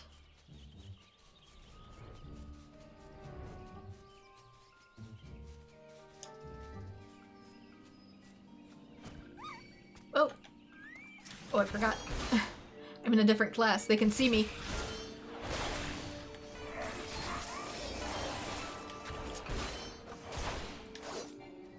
Yeah, I didn't need to damage over time. I thought I was going to do way less than what I did.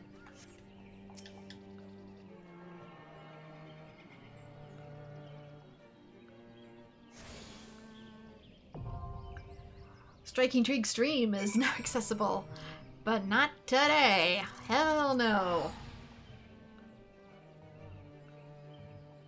We have a ways to go. Probably not for another patch, at least.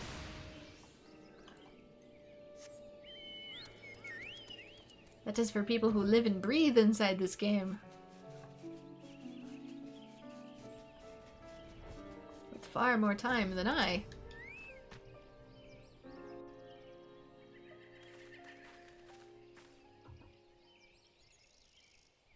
Just beyond Royale is a conversation with an individual clad in a manner of an adventurer. An Imperial intermediary, no doubt.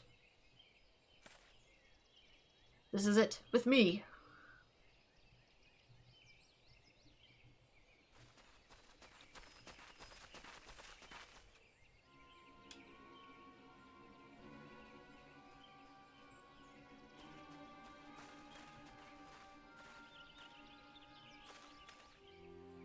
Flame Marshal Elaine Royale, you are under arrest for treason and espionage. You were followed, you bloody fool. Well, that kind of confirms it.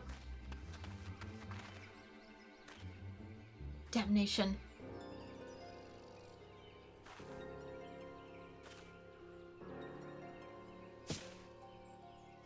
Ninjas! We are surrounded by ninjas.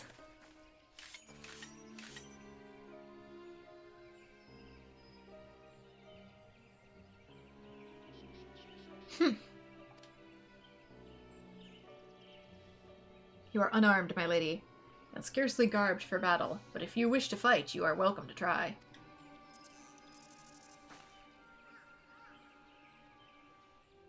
If you have something to say in your defense, maybe say it. What is the meaning of this, Captain? Would you arrest me for strolling in the Twelves Wood? When last I looked, this was no crime, and neither was conversing with passing strangers. He clearly shouted you were being followed. You would feign ignorance, then? Very well. If you do think of something to say, there will be plenty of time to say it later. Now come quietly, or I shall make you wish you had.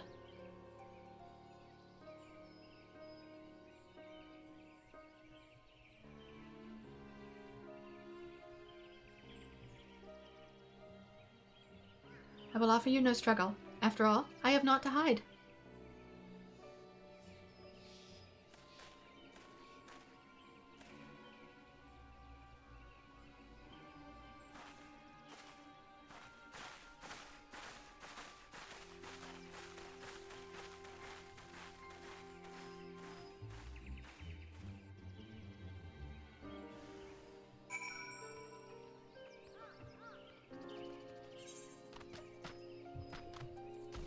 Okay, where is Yugiri? She's right there. Even a warrior of Rael's renown could not have hoped to escape by force. Despite her claims, her surrender does not bespeak innocence, but an awareness that her position is untenable. With the ivy thus uprooted, it is to be hoped that the tendrils she entwined around the immortal flames will gradually wither and die. Mayhap the people of Ul'dah will have the grand company they deserve, but let us speak of the present. If I may ask, what will you do now? So the Scions seek a way into Iceheart's sanctum. Then I dare say you are eager to return to the Rising Stones. Pray do not let me keep you. Fear not. My countrymen and I shall tend to the aftermath. You need not waste your talents here. And speaking of talents, you have been training in the art of the shinobi, have you not? Yeah, I have. The change in your bearing is quite evident to me, at least. I look forward to seeing you in action. Till next time, my friend. Oh, I wonder if that's the... I did have someone say that if I had done the job quests, eventually some of the MSQ would take notice. I wonder if that's what they meant. Alright, Minfilia. Tomordona.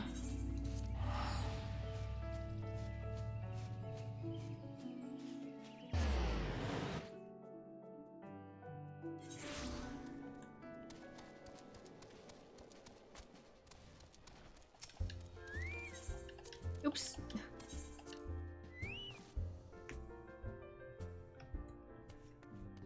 And some of our peeps are back.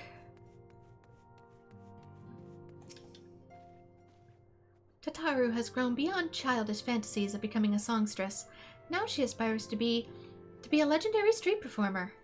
Oh, she's juggling. I didn't know she could. Hello. Songstress, that's another thing that could have been... Well, technically we have Bard, which I suppose sings. But 10-2 had a class that was a songstress, and singing and dancing is what, well, maybe Dancer takes over songstress. It was a status ailment class.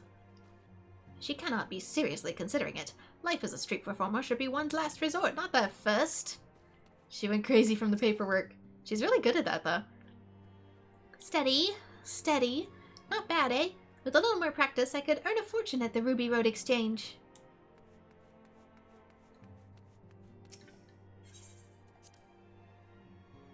Guess it's also a thing that Aether is less of a magic and more of a science. I'm pretty sure technically all of things are science. So the study and application of Aether took over instead of typical scientific study. Yeah, and you just summarized the whole plot of Bravely Default. Welcome back. I understand that Alfino has a task for you. May I ask what it was? About studying crystals as a science versus magic and worship. And it is meant to be sort of an extension of Final Fantasy, and we will eventually see traces of it in here too. Just from Scholar, specifically. Charges of treason and espionage against Elaine Royale. I can scarce believe it. Could there not have been some manner of misunderstanding? No, it avails us not to dwell on it. Whatever the truth may be, we must trust to the authorities to uncover it. Let us speak of another matter. I am pleased to report that we have made progress in our efforts to find a way into Iceheart's sanctum.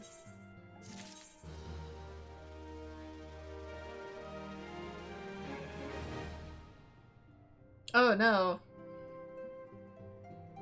Oh. This doesn't leave until I complete it. Well.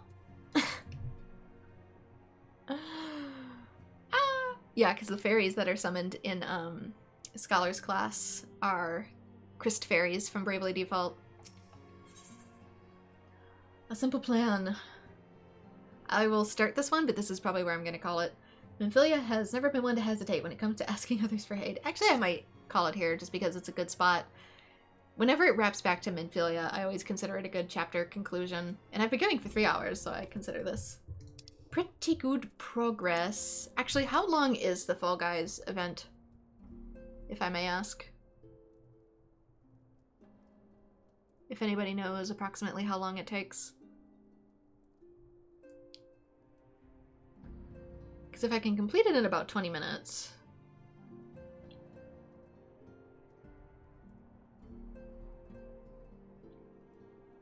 then that would be doable.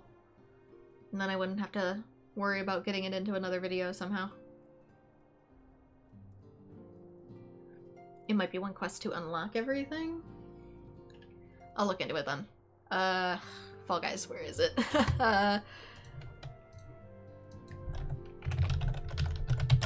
Event. Square Enix, X Fall Guys, how to participate. Rumble and tumble in this blundering gold saucer attraction. From Thursday, May 33rd to June 10th. Oh my god. You actually run the arena? What is that? It's in Ul'dah.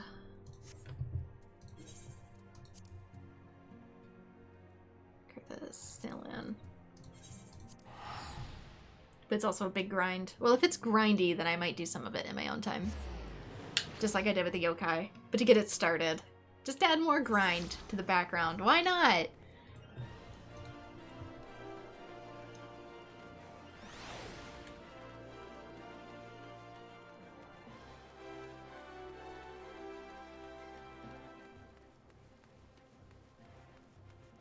Who could it be? Nope, that ain't it. Wait. Zelda music.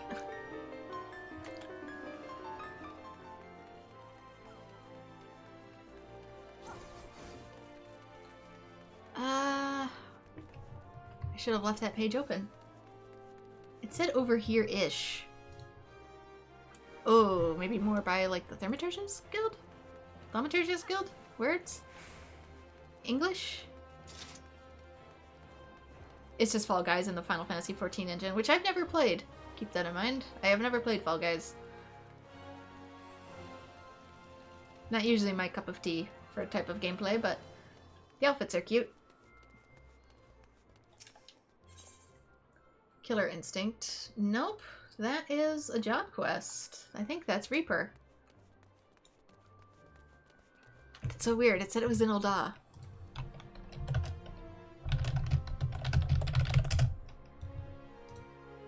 Collaboration event. Where are you? I could have sworn it was pointing over here. 9.6 at 9.0. Players must complete one of the following main scenario quests. The Gerdanian Envoy, the Ul'dah Envoy, or the Limits Envoy. But it's right next to the male Moogle.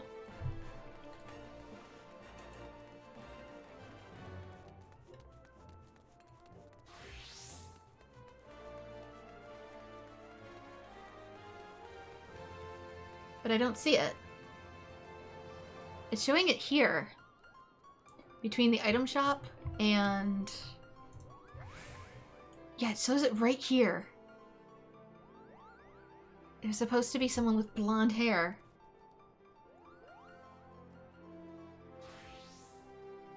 I don't see them, though. Not the male Moogle, whatever. The itinerant Moogle. I'm looking at a map, and I don't see them?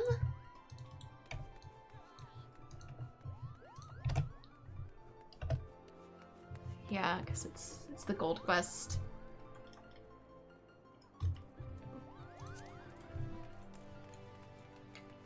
I don't know if it is. That's not the right person, though. Yeah, that's remembering the past. That's something else. Am I missing something? I'm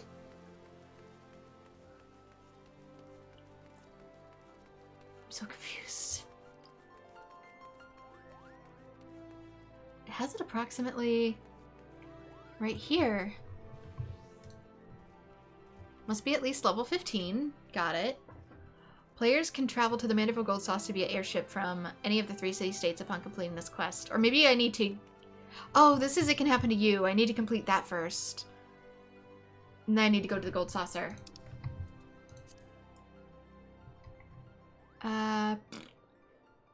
That's to unlock the Gold Saucer, yeah. It's at the Gold Saucer.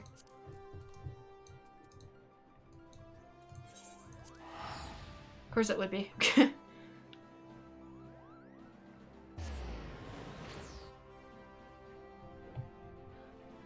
That's what I get for not fully reading all the text. To be fair, it was lower down on my screen. I had to scroll. Over here, I bet. Just crowning around. It says I need to complete that first.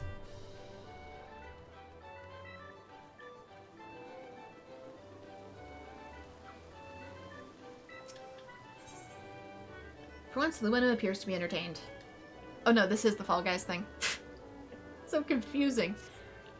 Excellent. The next show should be commencing any moment now. Eavesdropping, are we? How very quaint. If you must know, I will soon be making for Blunderville, that I might spectate a few rounds of organized chaos. You have heard of it, yes? No? It shouldn't come as any surprise, but the Gold Saucer has once again deigned to dream bigger. They now offer a host of precarious obstacle courses, which they refer to as shows, and lavish puzzles to those who participate. If you prefer something more thrilling than cards and cactpots, perhaps you might find it to your liking. Speak with the curiously dressed man named Y, and he shall guide you to the Blunderville Square.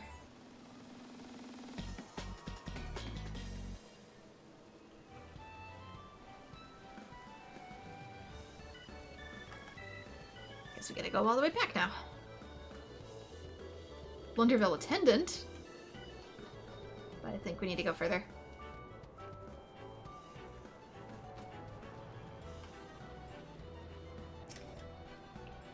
Greetings. Ready to stumble into Blunderville Square?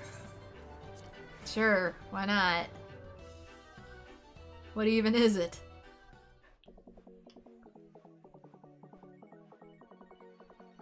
Oh, my graphics are freaking out.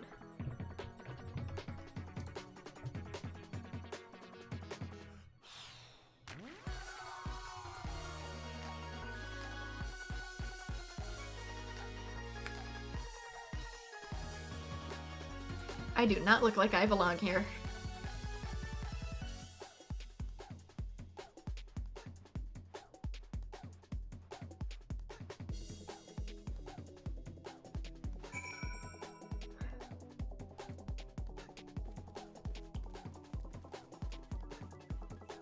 It's hell. It looks like hell to you.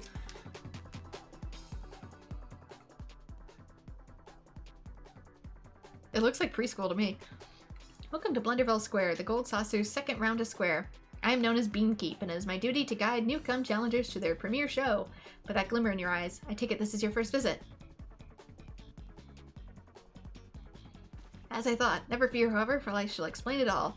Blunderville is a set of Battle Royale obstacle courses to fit for up to 24 challengers, and you, my intrepid friend, look like our very next one. Challengers are tasked with overcoming 3 particularly tricksy courses, and must race ahead of the pack if they wish to qualify for further challenges. Whether you fall flat during your first round or find yourself among the final few, you are sure to win rewards aplenty. Should you bumble and stumble your way to the last rounds, then you too have a chance of claiming the coveted crown. It can be quite a lot to take in, so I'll leave the finer details for later.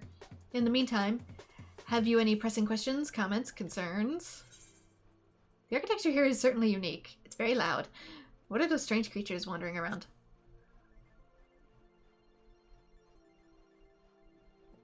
New beastmen?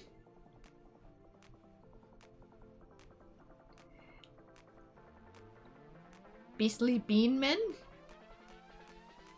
An excellent question indeed. Our diminutive friends here are known as the Beans. Their curious coloration and delightful charms inspired us to construct this very hall. And our shows, of course, with creative abandon.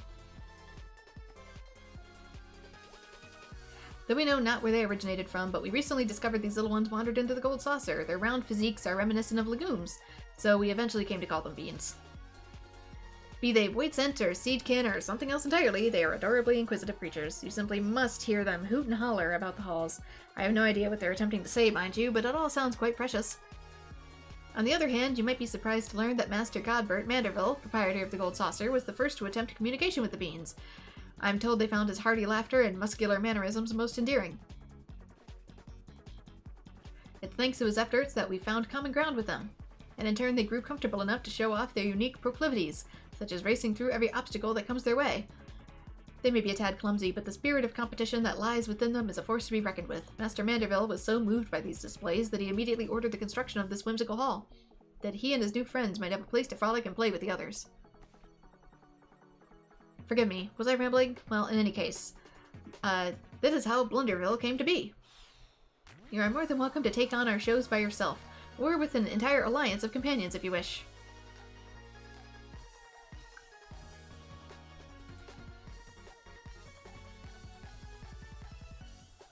Once you've made your preparations, simply speak with the Register. We'll escort you to our next show as soon as every competitor is accounted for.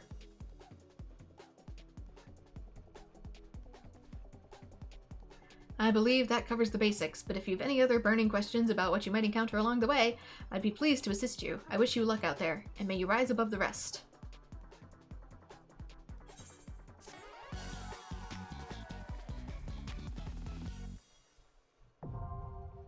Blunderville, now accessible. Like it's a dungeon. A custom HUD will be displayed in Blunderville. Should you wish to adjust the HUD settings before participating in your show, open the system menu and select HUD layout. It does look like a comfortable hoodie, it really do. It looks like a Twitch stream! What the hell? This is a... Alright, what do? I assume register. Collect MGF and exchange it for fabulous prizes. Register?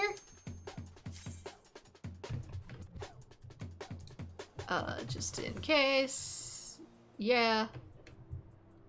What am I doing? What is this place? Hello? What is this?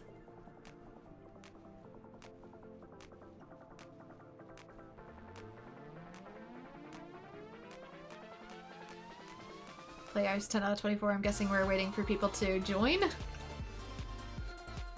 Not very many people here. Good luck indeed. I don't even know what I'm doing.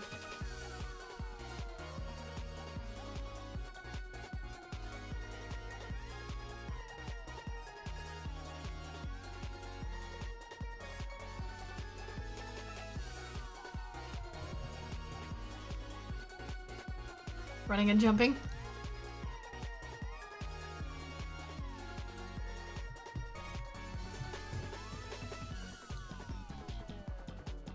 As soon as we get enough players, I guess. Or maybe it starts whenever the timer ticks down. Oh. I thought they would actually fall off the arena, but I guess that doesn't work that way. We haven't received that level of programming yet. Avoid the glowing circle.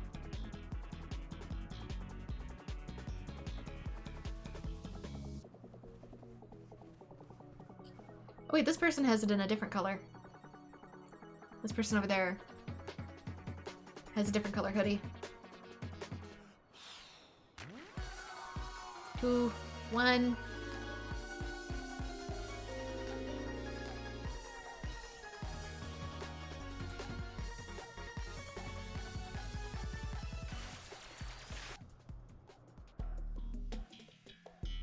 Gentlebead's Fever. Avoid obstacles and reach the goal. Stage info. The stage will end when enough challengers have qualified. It's cute that they made it all Moogle, though.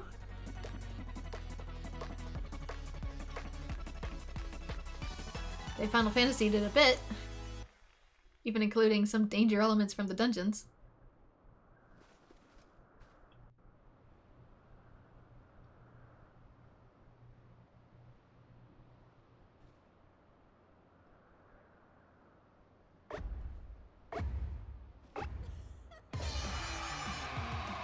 Pick a side, pick a side. Oh god. I'm already dead last. And apparently I can't, like, run. That sucks.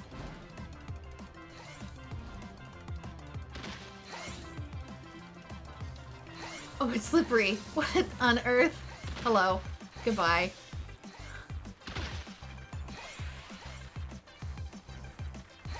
I'm about to bite it again.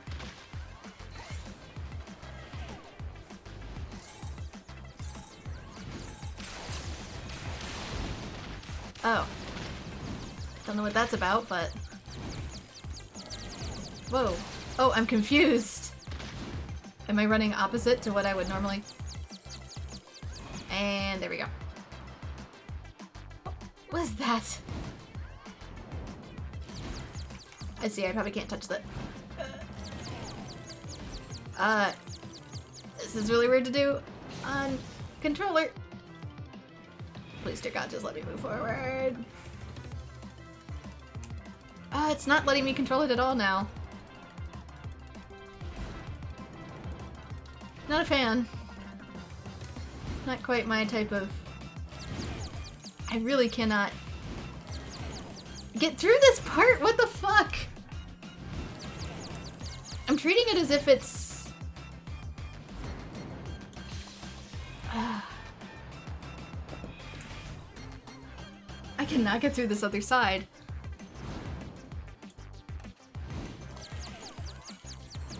I'm gonna wait right here.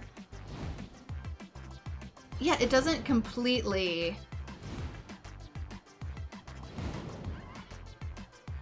Control. Do I have to do this whole thing under the influence? Oh, I see. It's where the pointer goes. How long does this take to wear off? Fuck's sake. I get it now. I get it. I was trying to do, like, opposite controls. Alright.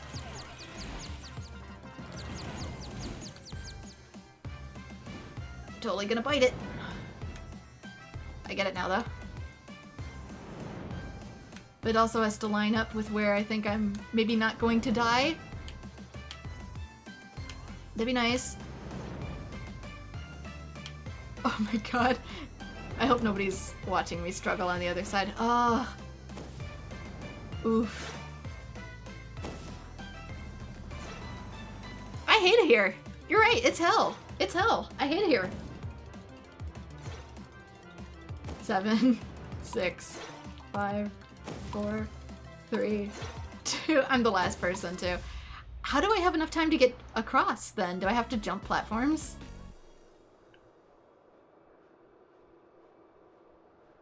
Okay, good. There's someone else who's a ghost back here with me. I don't feel too alone. Sorcery Siege. Is the shirt even worth it? I don't think it is. You've been eliminated. You may either watch the next round in spectator mode or leave the show. I'll leave. I'm good. I'm good. This isn't my type of gaming anyway. I'm good. I obtained 610 MGP though, and 43 MGF. Okay, so I'm still getting stuff even when I lose. I still got 43 for losing. I did. And please don't make my character do that.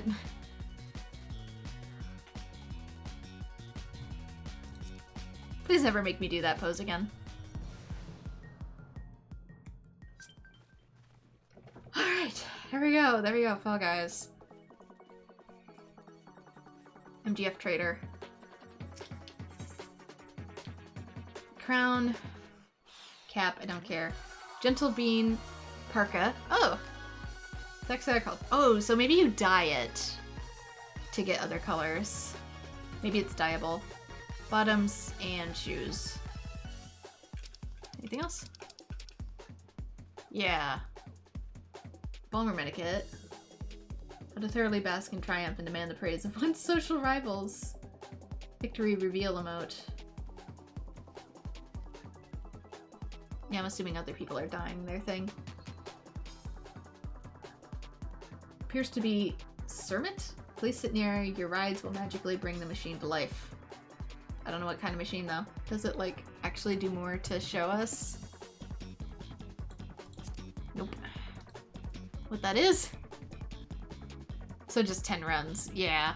10 runs in my own time. And we can build padded walls in case you want to turn your expensive house into Blunderville. AKA make it look like a daycare. Dies.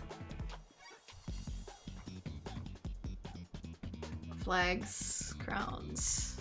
Looking to see if there's any like minions or anything. Pegwin. You chased after it, now it chases you. Maybe that's something in the game itself. And a bean. Of which I don't really care for most of these, but... yeah, there you go! Fall Guys. Where the hell is the exit? Give me out. Probably need to speak with like the gatekeeper. Heading back to Wonder Square? Yes!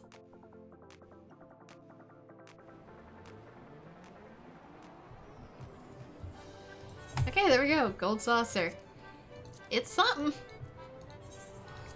And I'll probably be doing that in my own time. But in said meantime, I have a lot that I need to grind. I need to grind the Ixali in order to get them high enough to finish their quest.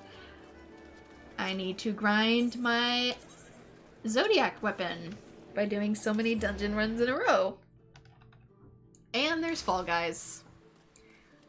I need to lose approximately 10 more runs, and then I can buy a hoodie.